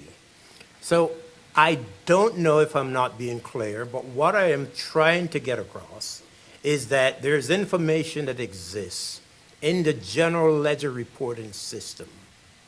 And we can generate reports from that system, those reports that exist. But, for example, we aren't going to create an Excel spreadsheet. We're going to generate a report from the general ledger system because it's there. And all we have to do is hit a couple, keystrokes. Mayor, can I clarify something? I just want to make sure that the council is aware, because I think this might actually get to the crux of the issue. The finance director sends out the monthly financial reports to the council. So the monthly financial report has the whole check registers for the month, any wire we've made, the audit trails, the vendor activity reports, all the revenues, the trusts. I mean, it's a lot of documents. It's usually like 20 attachments each month. But those reports exist. So when the mayor says if the report exists, that pretty much she's printing out for you every report that does exist in the systems that we have. And then if there's, I think, Mayor, what you're saying is, like, if we're sending it in a PDF, and you want it in Excel, that's, is that what we're debating, how we're giving it? Because No, it exists in this record, in the 20 documents that are coming out each month. And if it exists, and quite frankly, I wasn't even aware that finance was sending you all of this information. So I am saying that we could easily do that. But to ask for us to create a report that does not exist, that is something that the governing body doesn't have the charter responsibility to direct the finance director to create a special report. But the finance director can, and I just learned that she does, provide a plethora of reports to the governing body on a monthly basis. And we will continue to do that. And if there is a report that exists that you're not getting, we'll gladly share that report as well. We don't want to hide anything from you. If it is there, we want you to have it. Thank you, Mayor. Director Morris-Gill, is there a report that you have in your system? If I reference the budget on 4A and 4B. 4B and 4B should be revenue? Yep. And you do get a monthly revenue report. In addition, if you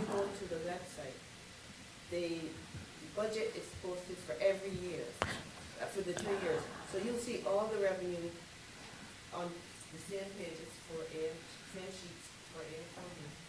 And you do get revenue in the monthly package. Correct. You get the lump sum. So the question I'm asking, if I go back to the budget, and I look on page 4A and 4B that lists each pilot, do you have a report that is there a current report that you I generate? can check to see if there's a report that can be generated.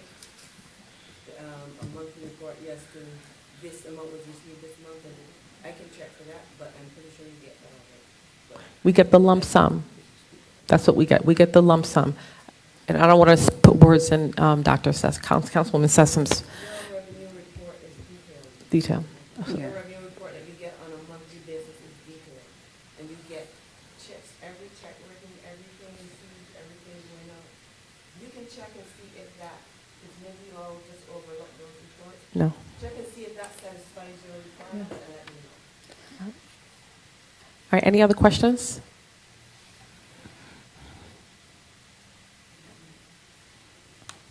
All right, these are going to be voted separately, correct, City Clerk? Correct. All right. Can I get a motion for a 5-minute recess? Thank you.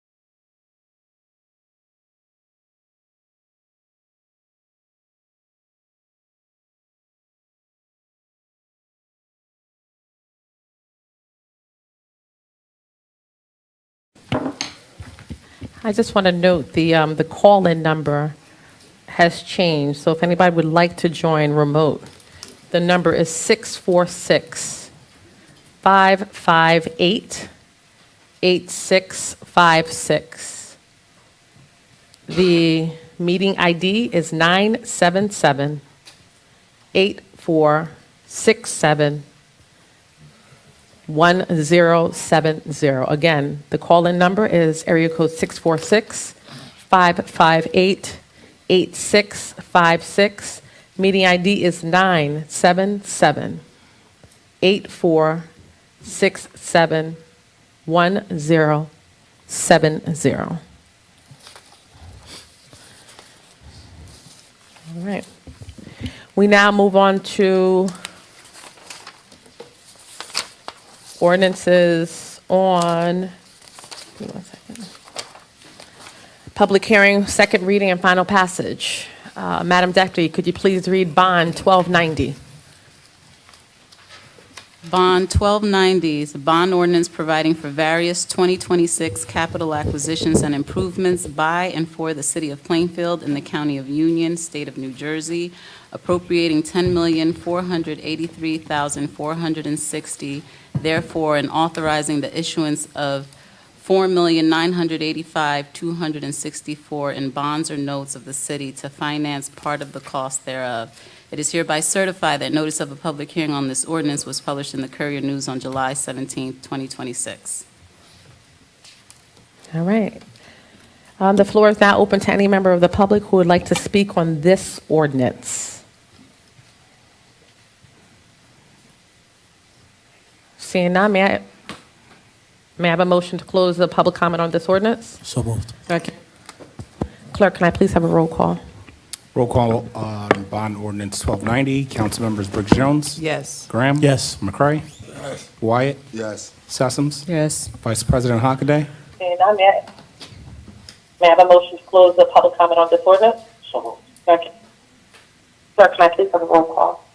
Roll call on bond ordinance 1290. Council members Briggs Jones. Yes. Graham. Yes. McCarthy. Thank you. Roll call? And Council President Cherry. Yes. 6 in favor. Bond ordinance has been adopted on second reading. All right, Madam Deputy, could you please read Bond 1291 by title and further certify that the ordinance has complied with all statutory publication requirements?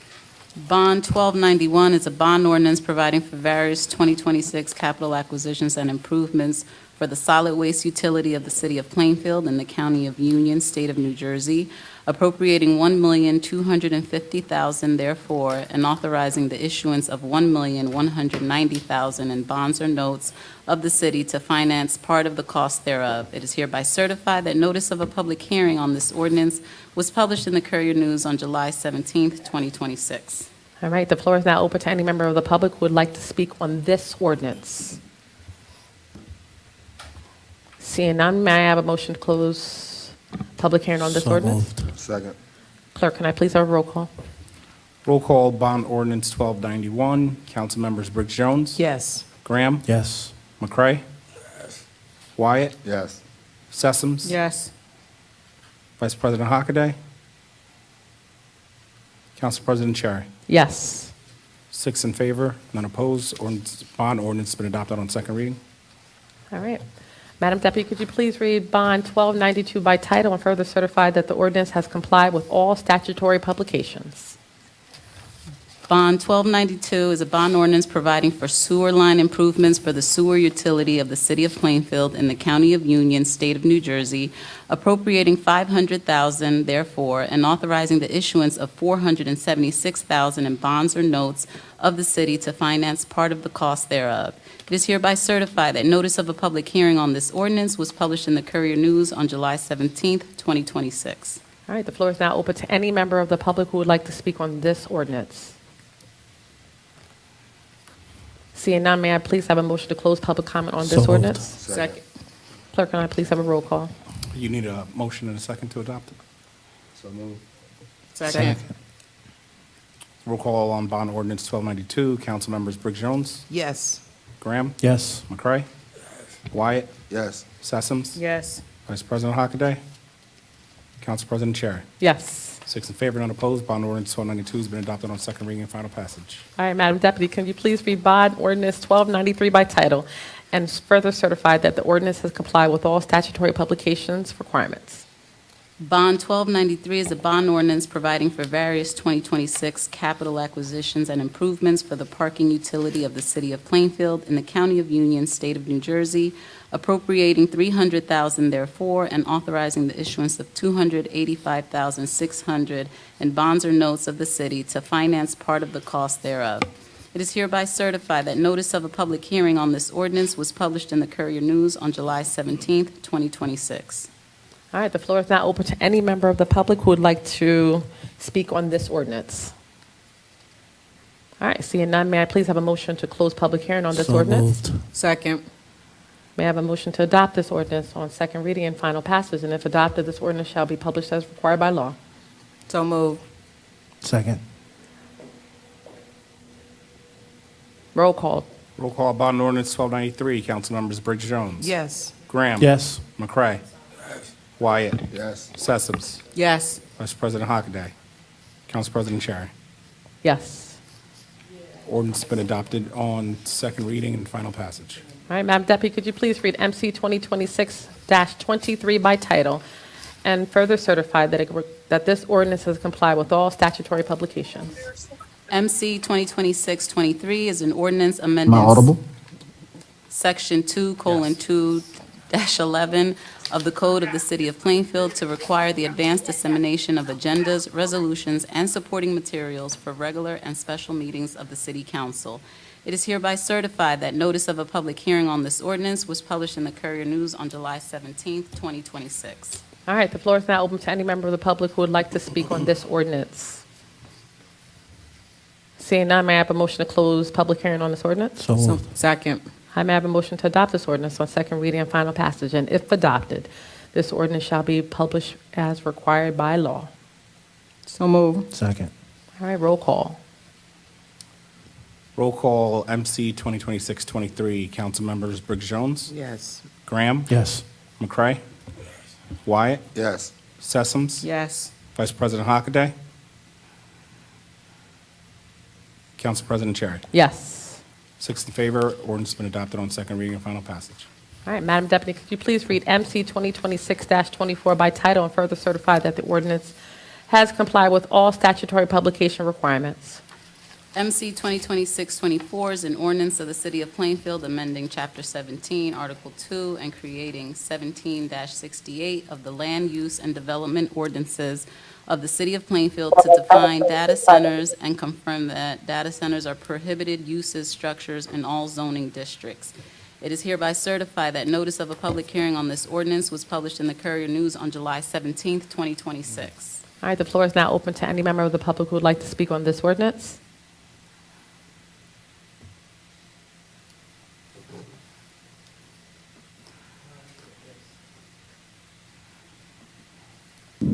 Thank you. Good evening. Nancy Pivar, Plainfield. I just need clarification. I do understand the need for this ordinance, but my concern and my question is how will this ordinance impact any existing facilities in Plainfield? Plainfield has a lot of public utilities, water, phone, PSC&G, gas and electric, and cable companies. Would this ordinance impact their ability to upgrade their facilities in the future? The phone company has had a switching station in Plainfield since 1948, and it could be considered a data center. Most of the people drive by this facility every day and don't even realize it's in existence, and it's been in this town for this long. So my concern is, I understand why we need this ordinance, but I also don't want to prevent our public utilities that take care of us and provide us services from them not to be able to expand their facility, because if you look at the definition, I'm not sure. I think they should be grandfathered into the ordinance. Thank you. Thank you. Anybody else? Director Morris-Gill, you want to answer that question?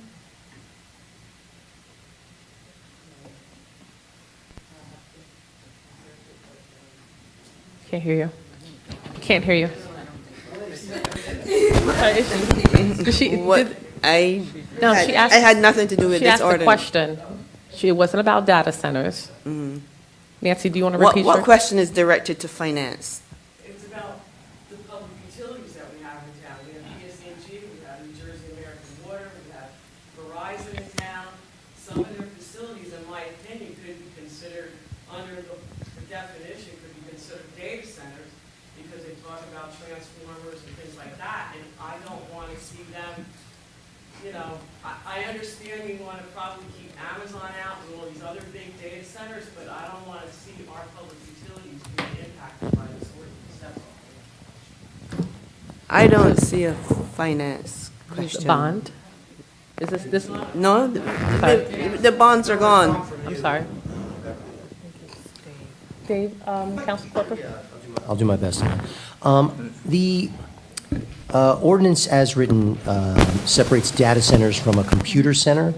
So I think that, from my reading, there's a definition of a data center. It appears to me that the definition is pretty narrowly tailored to a computer, a center that relies on AI computing. And we are, I think the council's aware and the public is aware that those type of data centers that use AI computing services draw a lot of resources, particularly water. And so I think this ordinance is tailored to address that issue of data centers in Plainfield. Currently, we have none.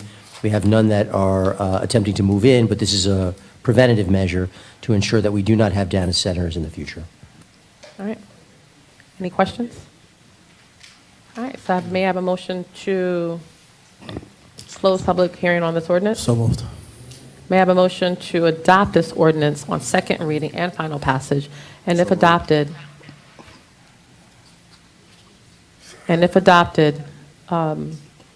this ordinance shall, if adopted, shall be published as required by law. So moved. Second. All right, Madam Deputy, could you please read MC 2026-25 by title and further certify that the ordinance? We need a roll call on that ordinance. Oh, I'm sorry. Roll call All too MC quick. Roll call. 2026-24. Council members Briggs Jones? Yes. Graham? Yes. McCray? Wyatt? Yes. Sessoms? Yes. Vice President Hockaday? Council President Chair? Yes.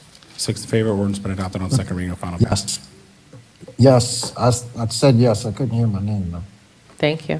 Madam Council- Deputy, Vice President Hockaday, would you like to put your vote in the affirmative for all the previous ordinances as well?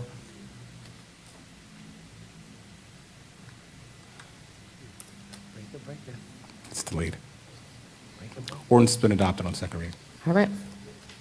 Madam Deputy, could you please read MC 2026-25 by title and further certify that this ordinance has complied with all statutory publications and requirements? MC 2026-25 is an ordinance amending Chapter 14 of the Code of the City of Plainfield to establish Article 8, Campaign and Special Event Advertising, consisting of 14-80 through 14-85. It is hereby certified that notice of a public hearing on this ordinance was published in the Courier News on July 17, 2026. All right, the floor is now open to any member of the public who would like to speak on this ordinance. Seeing none, may I have a motion to close public hearing on this ordinance? So moved. Second. May I have a motion to adopt this ordinance on second reading and final passage? And if adopted, this ordinance shall be published as required by law.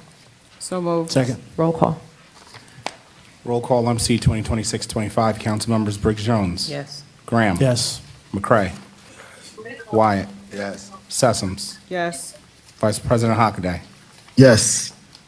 Council President Cherry? Yes. All right, we now move to public comments limited to resolutions and motions. A total of 30 minutes has been allocated for all public comments. Each speaker will be given 3 minutes.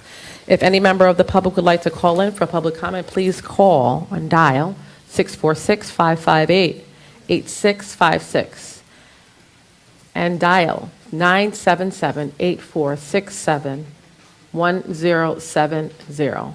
Dial *9 to raise your hand to be placed in the waiting room. The floor is now open.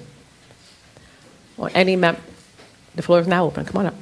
State your name and municipality for the record. Buenas tardes. Ampic Spanish. Mi nombre es Ingrid Valverde.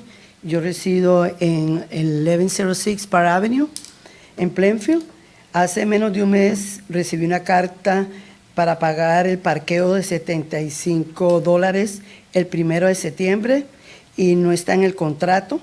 El contrato mío se renueva en diciembre y eso también trae más monto que ellos añaden, sabiendo que aquí no hay control de renta. Ellos no tienen un monto fijo porque no hay control de renta.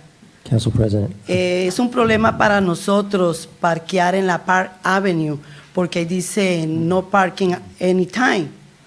En septiembre... So this portion is about anything on the agenda.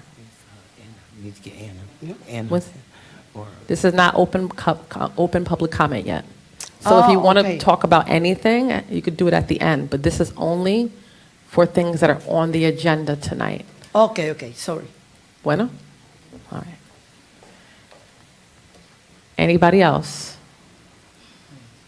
Anybody online?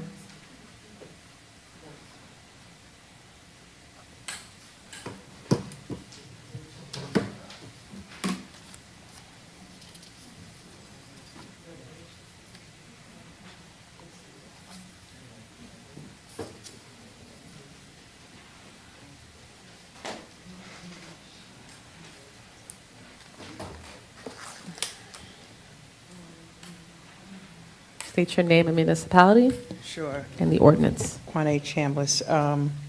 MC 2026-30. Can I speak on that one?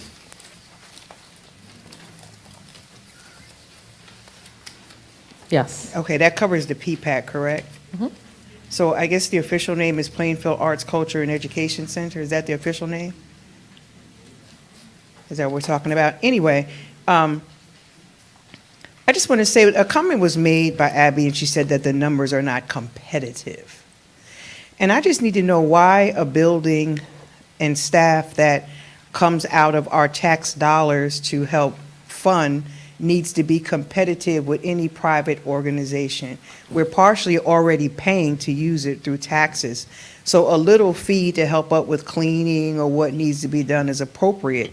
But a fee that makes it competitive with any place that you rent to have a function, I think is inappropriate for our citizens. Also, a lot of towns, if you have a nonprofit organization, you can use, and you are based in that city, you can use those facilities free of charge. All you have to do is show that you have a $1 million liability insurance policy, and I think that's what we should have for the city of Plainfield as well. Our nonprofits are here to help our city. Our city is one of a needy city in Union County, so as much help as we can get from people to come in here, we should welcome and open the doors to them.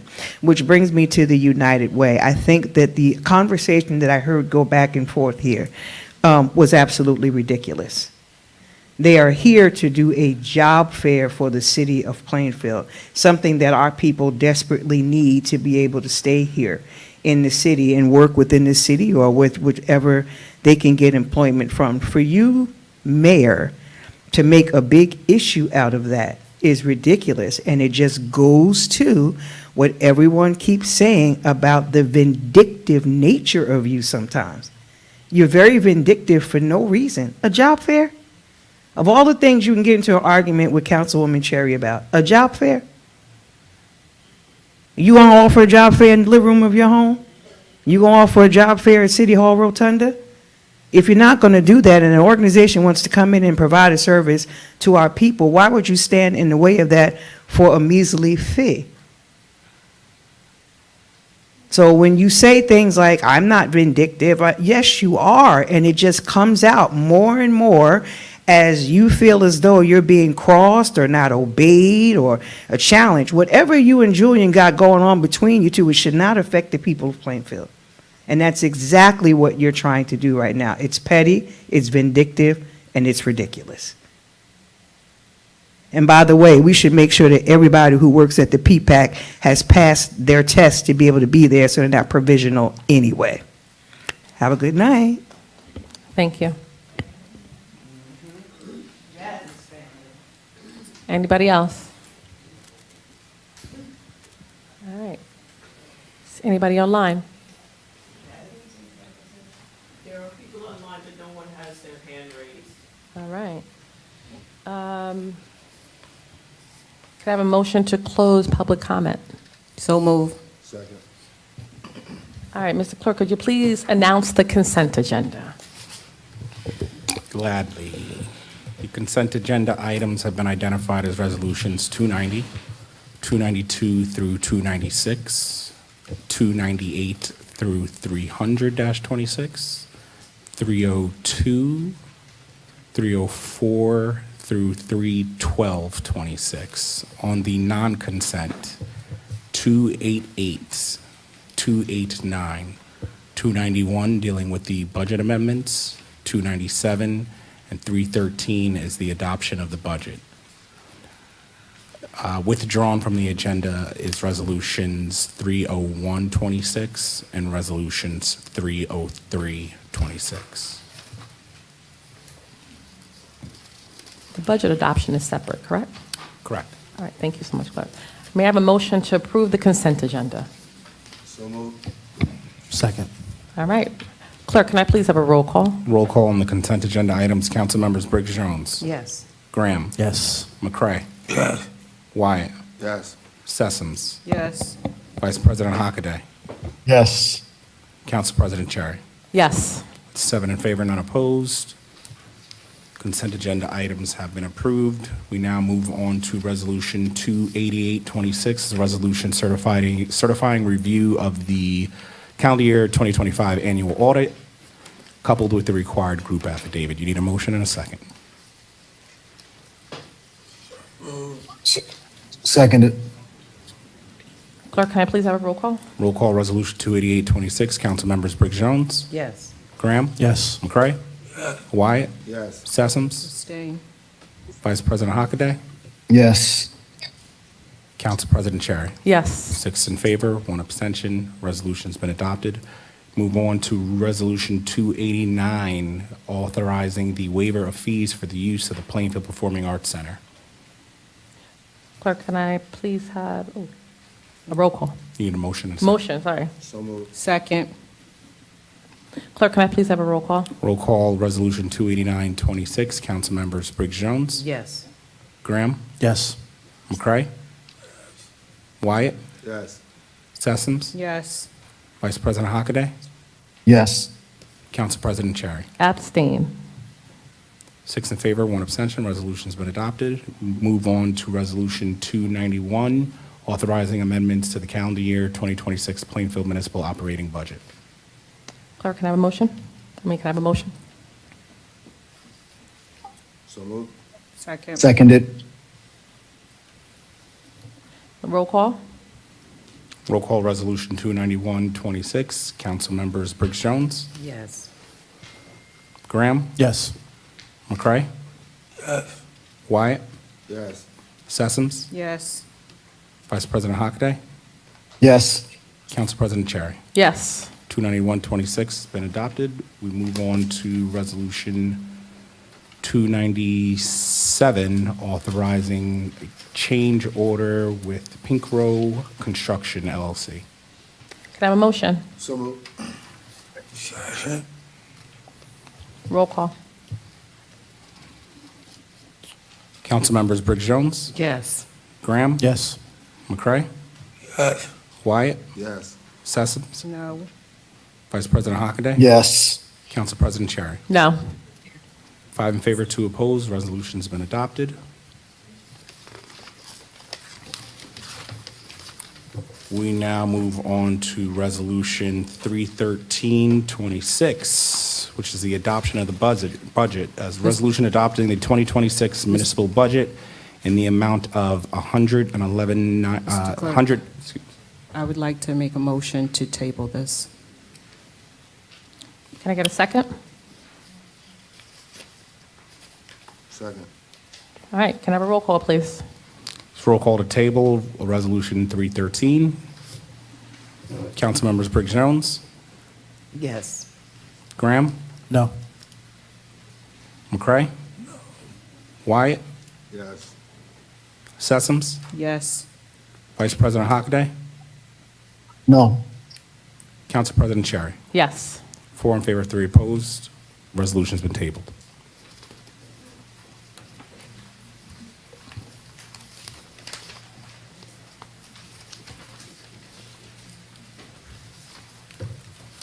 All right. Are there any amendments from council, or we want to address that maybe next meeting?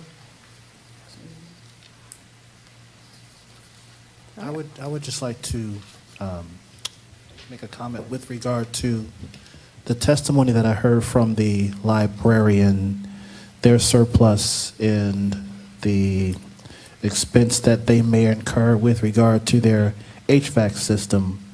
Their HVAC system, as they stated, they've worked on and repaired, have done maintenance, and they may not necessarily have to replace it this year or even next year for that matter. And I believe that at some point in the near future, they'll be in a position to fully fund the replacement of their HVAC system.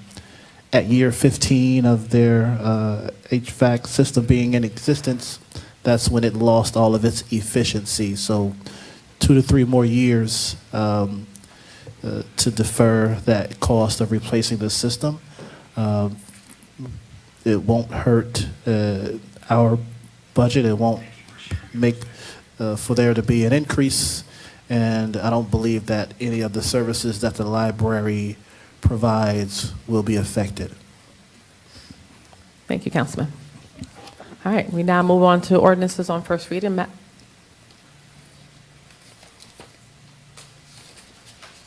Yeah. Ordinances on first reading. Madam Deputy, could you please read MC 2026-26 by title?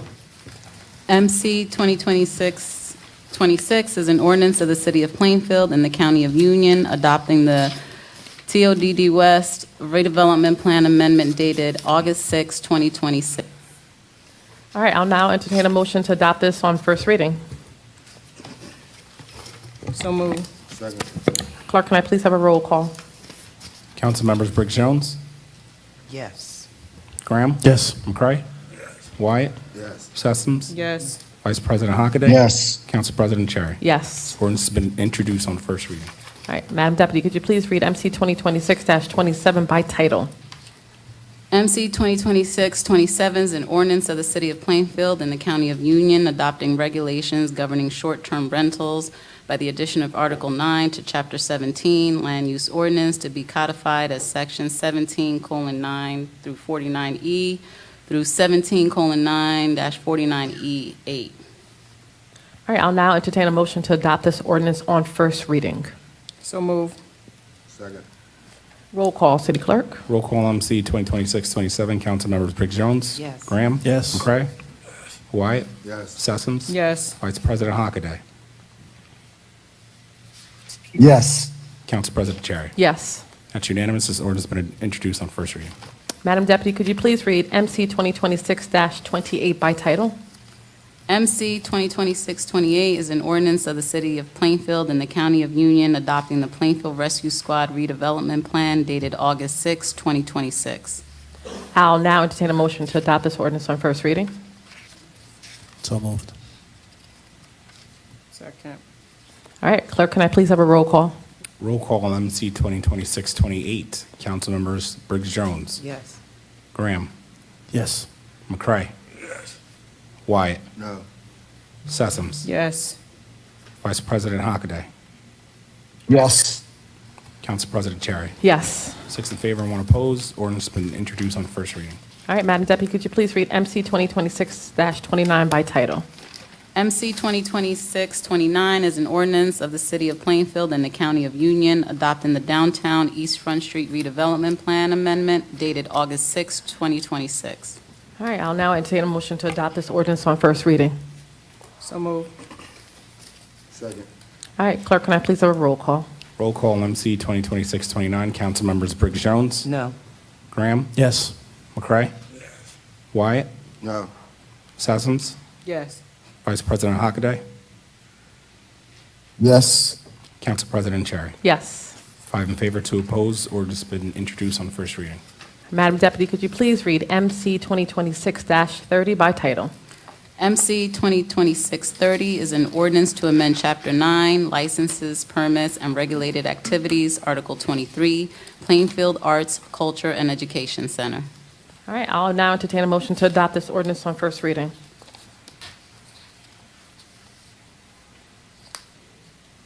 Seeing no motion, it's failed. That's correct. All right, we now move on to the next. Madam Deputy, could you please read MC 2026-31 by title? MC 2026-31 is an ordinance amending Chapter 2 of the Code of the City of Plainfield to establish periodic reporting requirements regarding long-term tax exemption pilot financial agreements. All right, I'll now entertain a motion on to adopt this ordinance Quick on first question, reading.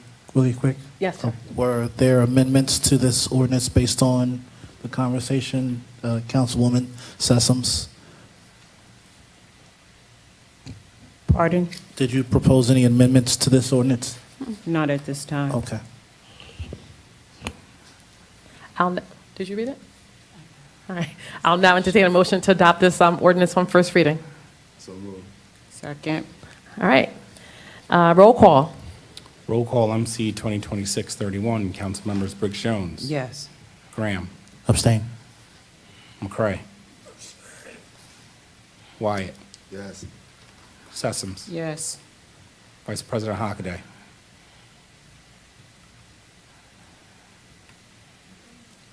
Vice President Hockaday. I said yes. Council President Cherry. Yes. 5 in favor, 2 abstentions. Ordinance has been introduced on first reading. All right. We have concluded the business. We'll now entertain general comments. Let me find the number.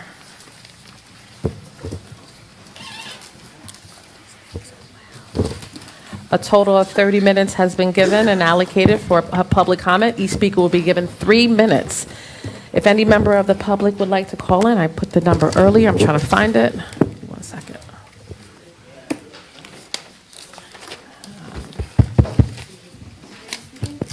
Yes. You can come on up. Okay, again. Mi nombre es Ingrid y vivo en la 1106 Park Avenue. Hace un mes recibimos una carta de que tenemos que pagar $75 por parking. No está en el contrato porque mi contrato se renueva en diciembre. En diciembre voy a tener otro nuevo monto por el aumento, ya que no hay control de renta en Plainfield. Ellos cambian el aumento cada año. El problema que yo tengo y los vecinos tenemos es que vamos a tener que sacar los carros si no los movemos en September 1. Vamos a tener que mover los carros y la Park Avenue dice any parking anytime. Cuando venga la nieve hay gente de mucha edad y gente con niños y no tenemos dónde sacar los carros en tiempo de nieve. Mi pregunta es, no sé si es legal lo que están haciendo, porque no sé si estoy bien en lo que voy a decir, pero no, hace 5 años quisieron hacer lo mismo y nos dijeron que ellos no pagaban un monto muy alto de taxes para poder ayudar a la comunidad. No sé si me hago entender. You understand? Yes? Sí. Okay, that's it. What street is that you were saying for the parking? 1106 Park Avenue. Highcomb Court se llama. Es aquí en la Park Avenue, cerca de la high school.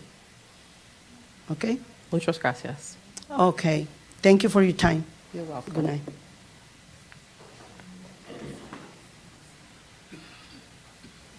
Sal Carano, 1284 East Front Street. As far as I define these meetings, it's not administrative meeting or administration meeting. It's the city council meeting. So thank you for exercising some of your authority in the majority. Thank you. I went to church this morning. I actually prayed for all of you, including some of my enemies. Here, present, and on the phone, I'm making it very clear again. I went to a 5-month-old baby's funeral and couldn't get out of my driveway. Smug all you want, map. Couldn't get out of my driveway for a family member who died at 5 months. This, by the way, Exhibit A, B, C, and D, I hope you all, including the public, got the attorney's documents last week. But if not, I'm sure you received them today. Exhibit A, B, and C, and D. This is what you campaigned on, Mr. Mayor, what you campaigned on, Graham. 18-wheel trucks, East Front Street, parked the opposite way. Public buses crossing the double yellow lines. Cars crossing the double yellow lines. You agree with this? This isn't the first time I'm up here. I'm up here for months showing you all pictures. Shame on you. Shame on me for thinking ill of you. But I went to church today to ask for his forgiveness.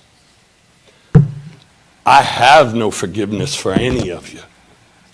My lawyer won't have any forgiveness for any of you. Keep on smugging, Map. It's coming.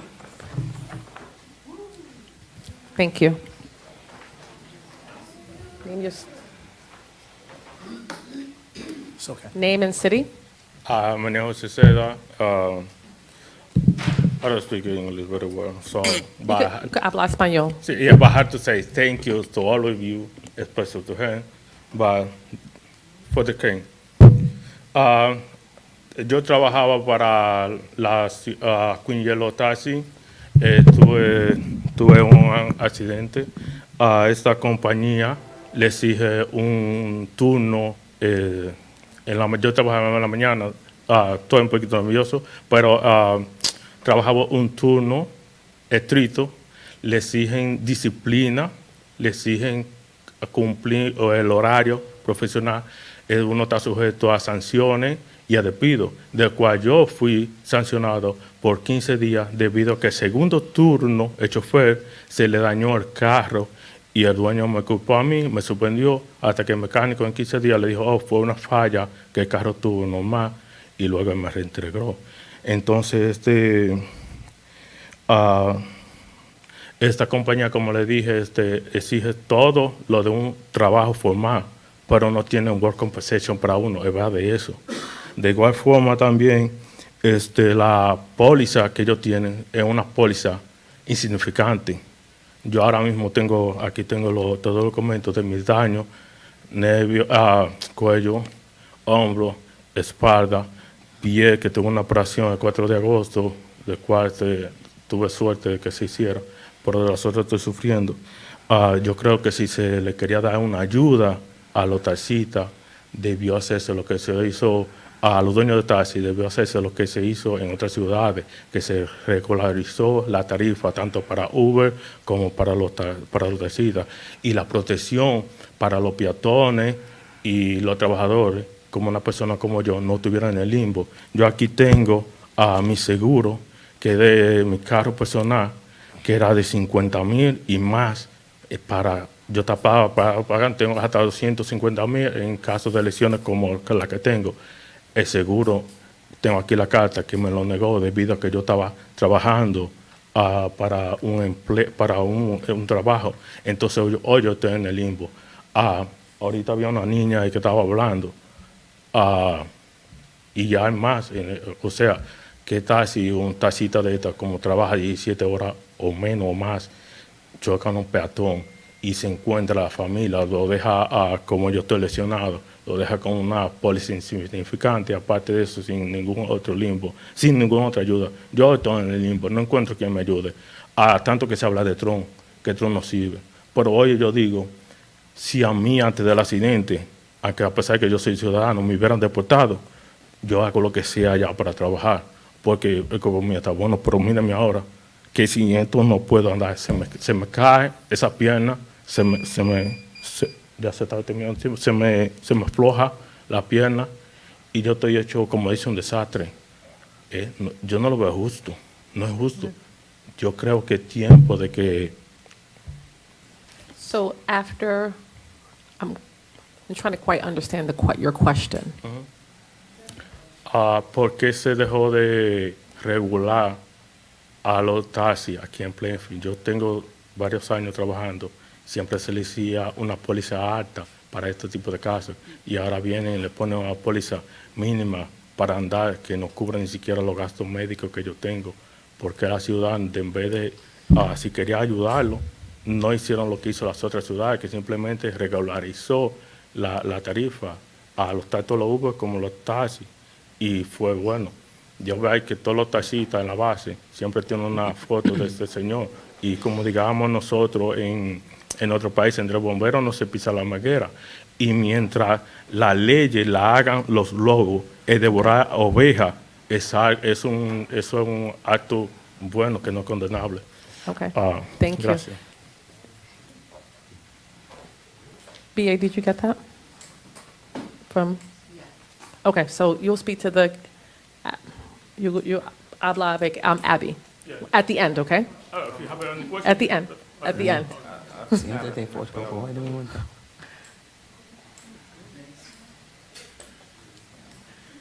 Hi, Quanae Plainfield. I just want to thank you for not even entertaining that ordinance at all, so it didn't move any farther. Thank you very much for that. Mr. Graham, I would like to talk to you in reference to that T intersection because I want to know how far we are progressing with the study that was supposed to be done because people didn't think that our police director knew enough to be able to do that study when he suggested what should be done with that T intersection.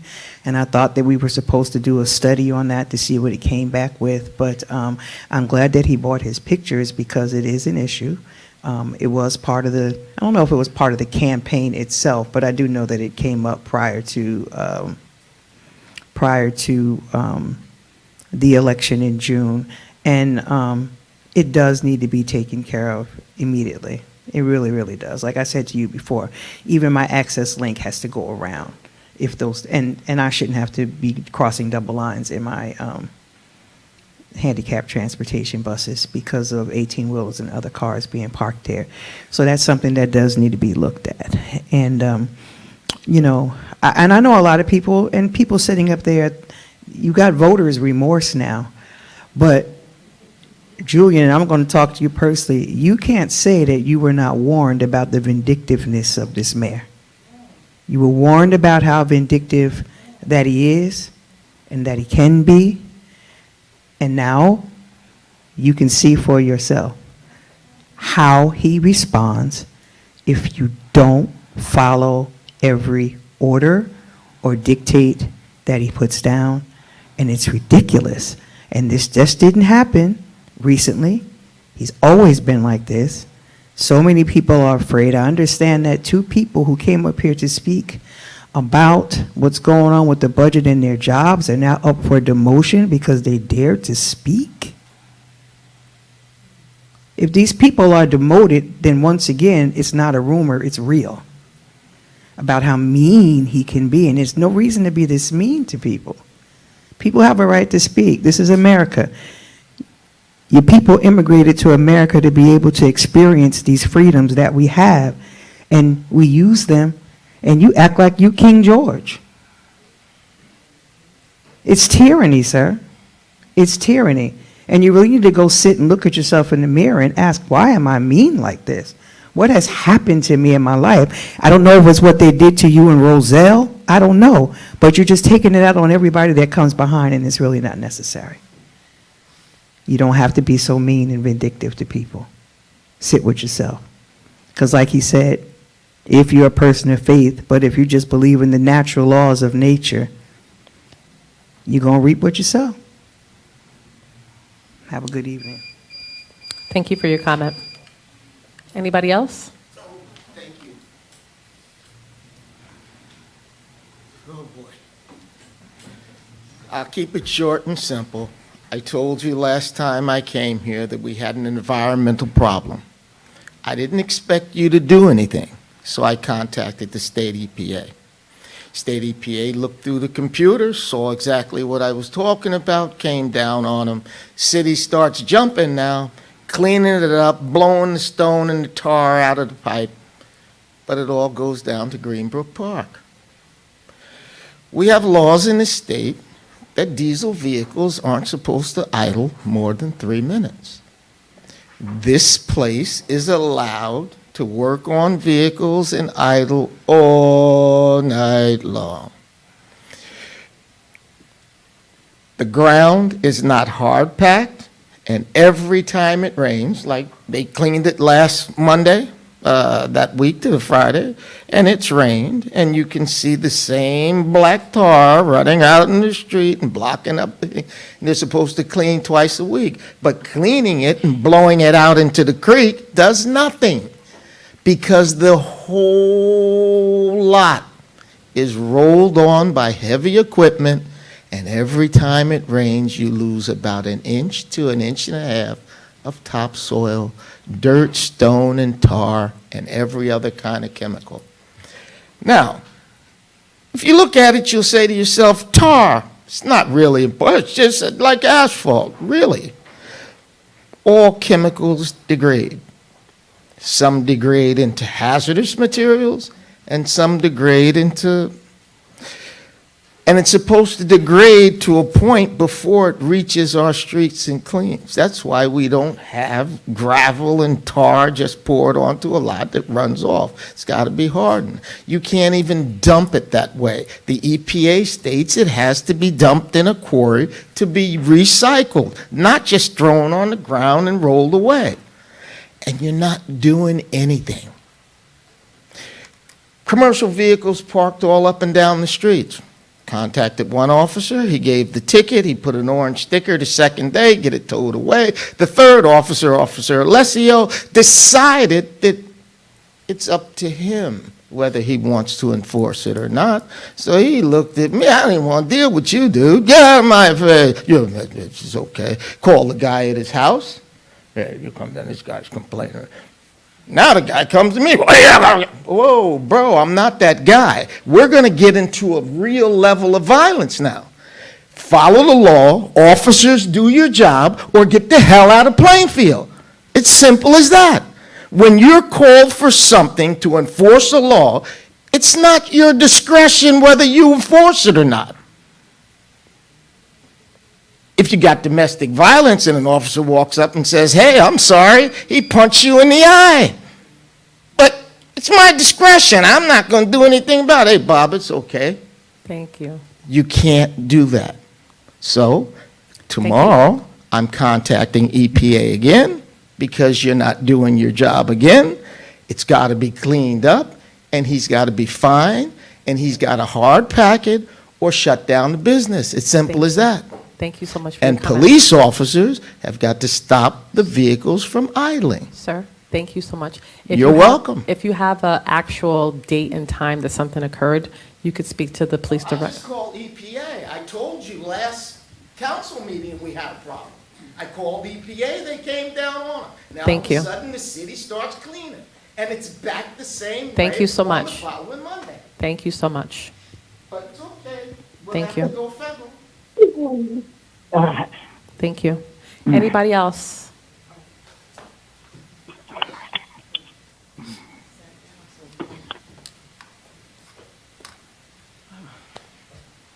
Boy, we had a lot of excitement here tonight. Name and city. Shirley Settle Lewis, Plainfield, South America. No. Anyway, I want to know, with the buildings that are being built Okay, let me go back. Every time it rains, the trees fall. So do we have a, what's that, an arborist or? So when is the arborist taking care of the trees? If you ask all your questions, I'll get them answered at Oh, the end. okay. That's number one, because every time it rains, the trees fall. And with the buildings that are being built, I know they're drawing a lot of the electricity with the grid. You know, I don't know about the grids and that type of thing, but do we have enough energy in Plainfield for the rest of these buildings? Because also every time it rains, the lights go out. So those are my two questions. So how are we going to fix that? Okay. At the end, when we're going to compile the questions and get an answer, okay? Thank you, Ms. Shirley. Anybody else? There is a question online. Yes. So caller ending in 0383, yes, please unmute yourself. The floor is yours.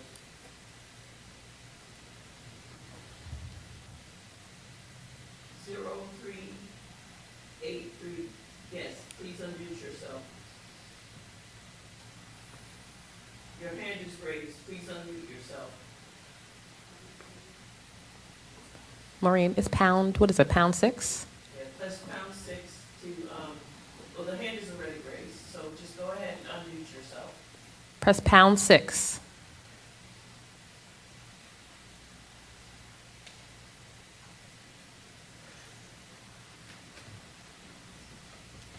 And maybe come back to him. All right. All righty. There we go. Good evening. Good evening, Council. Good evening. Good evening, Council President, governing body, Mayor, and administration.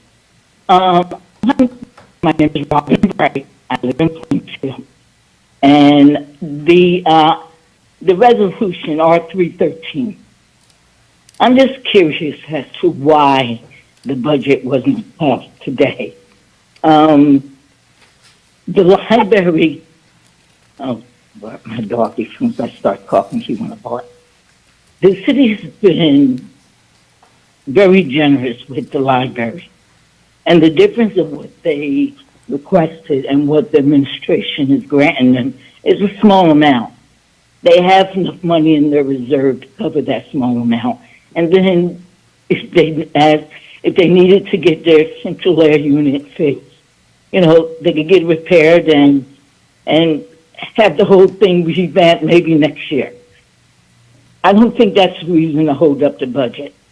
Every member of the city council has a copy of that budget. Other than the recommendations from Councilwoman Sexton in reviewing each department for conferences and training, putting that by 50%. I didn't hear any other recommendations. I don't understand why the budget wasn't passed today. Or either, since it wasn't, you know, you should have had some recommendations already ready to give to them. So would there be another special meeting? Or do we wait for another month to review the budget again? To put the budget back on the agenda?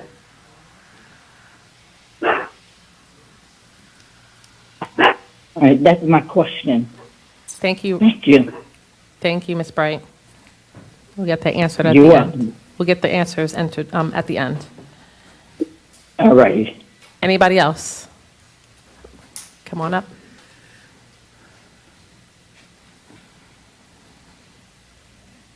Good evening, everyone. Angela King, 4th Ward. Sorry, I'm freezing.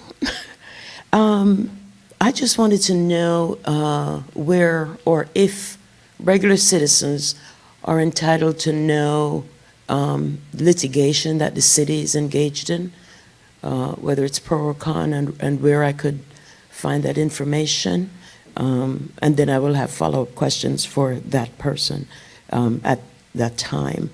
Also, I would encourage the council to have community forums twice a year.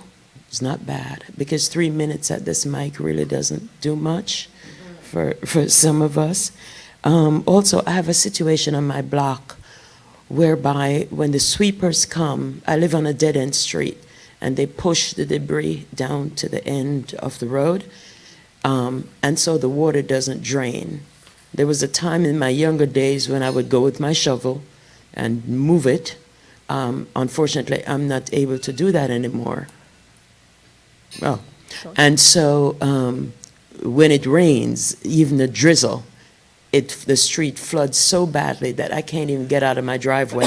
I can't even walk out of my driveway because there's so much water. So I need to know who to speak to try and get that situation resolved, even if it's to come and dig it out every 2 months or something. But it's just so clogged now. A drizzle floods the whole street. Thank you. Thank you. All right. And I don't see any more comments? Nothing online? All right, can I have a motion to close public comment? All right. Corporation Counsel, do you want to go with the first question about our residents? Are they able to know about litigation? The answer is no.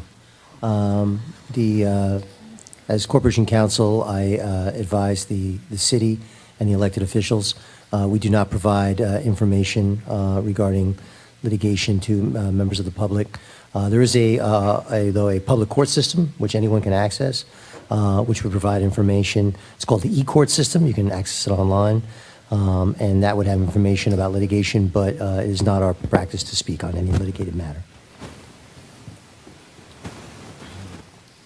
All right, let's talk about the arborist. I know, I know we hired an arborist. You want to talk about where we are with that project? Yes, so we do have arborists under contract. The first thing that they're going to do is work with the Department of Economic Development that has Shade Tree and the Department of Public Works. There's going to be an immediate windshield survey on trees that are in immediate danger. In the long term, we are looking to do a complete citywide assessment of the health of all the trees that are going there. All right. So the windshield survey will take a matter of a couple of weeks.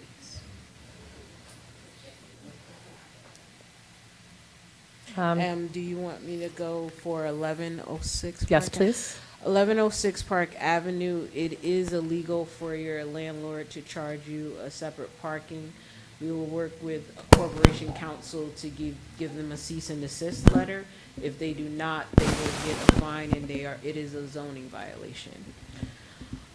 For the new buildings and looking at the electricity, with each of the new buildings, they are required to do an assessment with PSE&G, not only PSE&G, but all the utilities, the water, as well as the sewer and power connection. In most cases, there is an additional load requirement that the developer is responsible for. In most buildings, you will see at least one new transformer added to the site. Understood. I think that was Director Morskill, could you talk about the budget and next steps, and what does that look like? I actually have a question for the council because I don't know where to go with this. I have spent an arduous amount of time on this budget. We have trimmed all of the fat. The state took 2 weeks going through this with a fine-tooth comb. What does the council want us to do?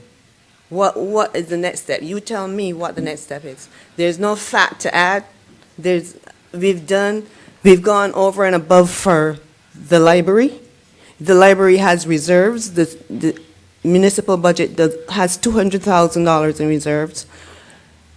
It would result in an increase in taxes, but I need to hear from you all what you're looking for because I don't know where to turn. And we're operating on a temporary budget. Directors need to spend. The year ends in December. We are in August, and our budget is not yet approved. It was thoroughly reviewed by the state, and then they finally got back to us on Friday and said we can go ahead. No, I don't know what the council is looking for, so I need direction from you all. Okay.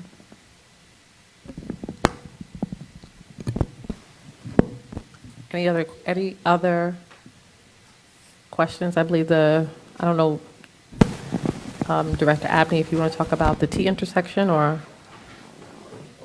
I would advise all members of the governing body and any members of the administration not to respond to any of Mr. Carano's comments. He has sent us all a letter from his lawyer threatening litigation. I ask that we not respond in any way. Thank you so much. We have that letter? Yes, we do. Yes, thank you. Can you share that with the council? Absolutely. Certainly, I'll provide a copy. And Council President, I just want I want a police director to take note and take a copy of the public comments that were made by the speaker, Sal Carano, especially his closing statement.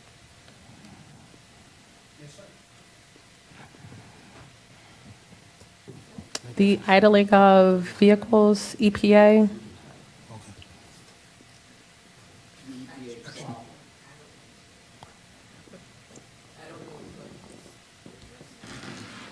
I just know we went there to remove some of the debris that he was referring to that was there. Hold on, this is Again, not, sir, this is not the back and forth. It's time for the directors to provide a response. We went to remove the debris that's there, right, it may be muddy over there, and when it does rain, it just, water just flow out. But we did remove the debris so it could flow, the water could flow. That's what we did over there. I don't know what happened to EPA, I'm not aware of. Okay. We never got a call or anything. That was normally what would happen. They would notify the city if there was a problem. Okay, so after the council meeting, sir, if you want to have a conversation with the director. All right, thank you, sir. Thank you. Seeing that there's no more questions, may I have a motion to adjourn? Well, I have a sorry, go ahead. suggestion. The lady, she had a question about the sweeper or something. I'm You just sorry, give me go the street address so we can look at that and see what we're talking about with the water, please, okay? I have a suggestion before we close out. And I know I had mentioned this a while ago about getting the tree survey. That was my suggestion a few meetings ago. But I believe also we need to collaborate with PSE&G. We need to get those poles checked out because there's a lot of poles that are falling also as well. And I'm sure there's a lot of ageism with those poles. So that might be something that we can visit also as well, Director Fields, to get right on it right away because they're crushing cars, they're falling all over the place. And then if you ride up and down 7th Street, you'll see they're leaning all over the place and a good wind. Now we don't even know when it rains, everybody's running for cover. I know I do. And those poles definitely needs to be checked out too as well. So PSE&G need to get on their job. I spoke with PSC&G. They're looking into that, even the double poles on certain streets and corners. We're trying to address all that with them. And sometimes it's not just theirs. It could be Verizon, et cetera. There's a couple utilities involved with that. So I'm trying to work in conjunction with public service to try to address the pole problem. Okay, thank you. All right. Thank you. Go ahead, I'm sorry, Councilor. Yes, I'm sorry. Just a point of clarification regarding the budget. So I know that we were told, I believe it was 2 meetings ago, that we had to cut back on spending. I know that we had the 4th of July. We said we would move forward with that because it was contractual.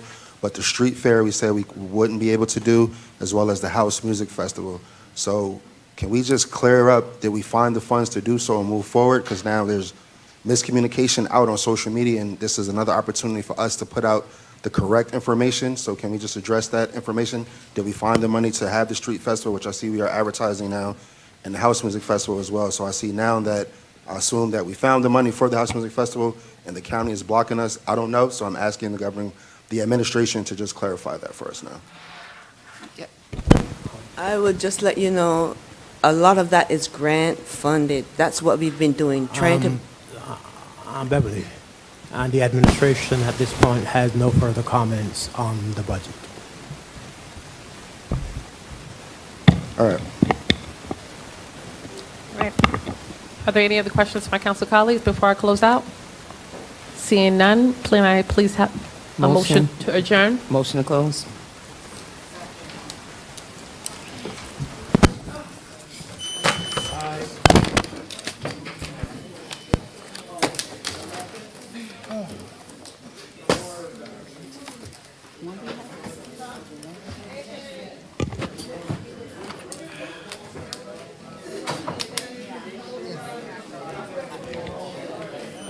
What your name? That's what I said. You know I called it. That's what I'm saying. What your name? Okay.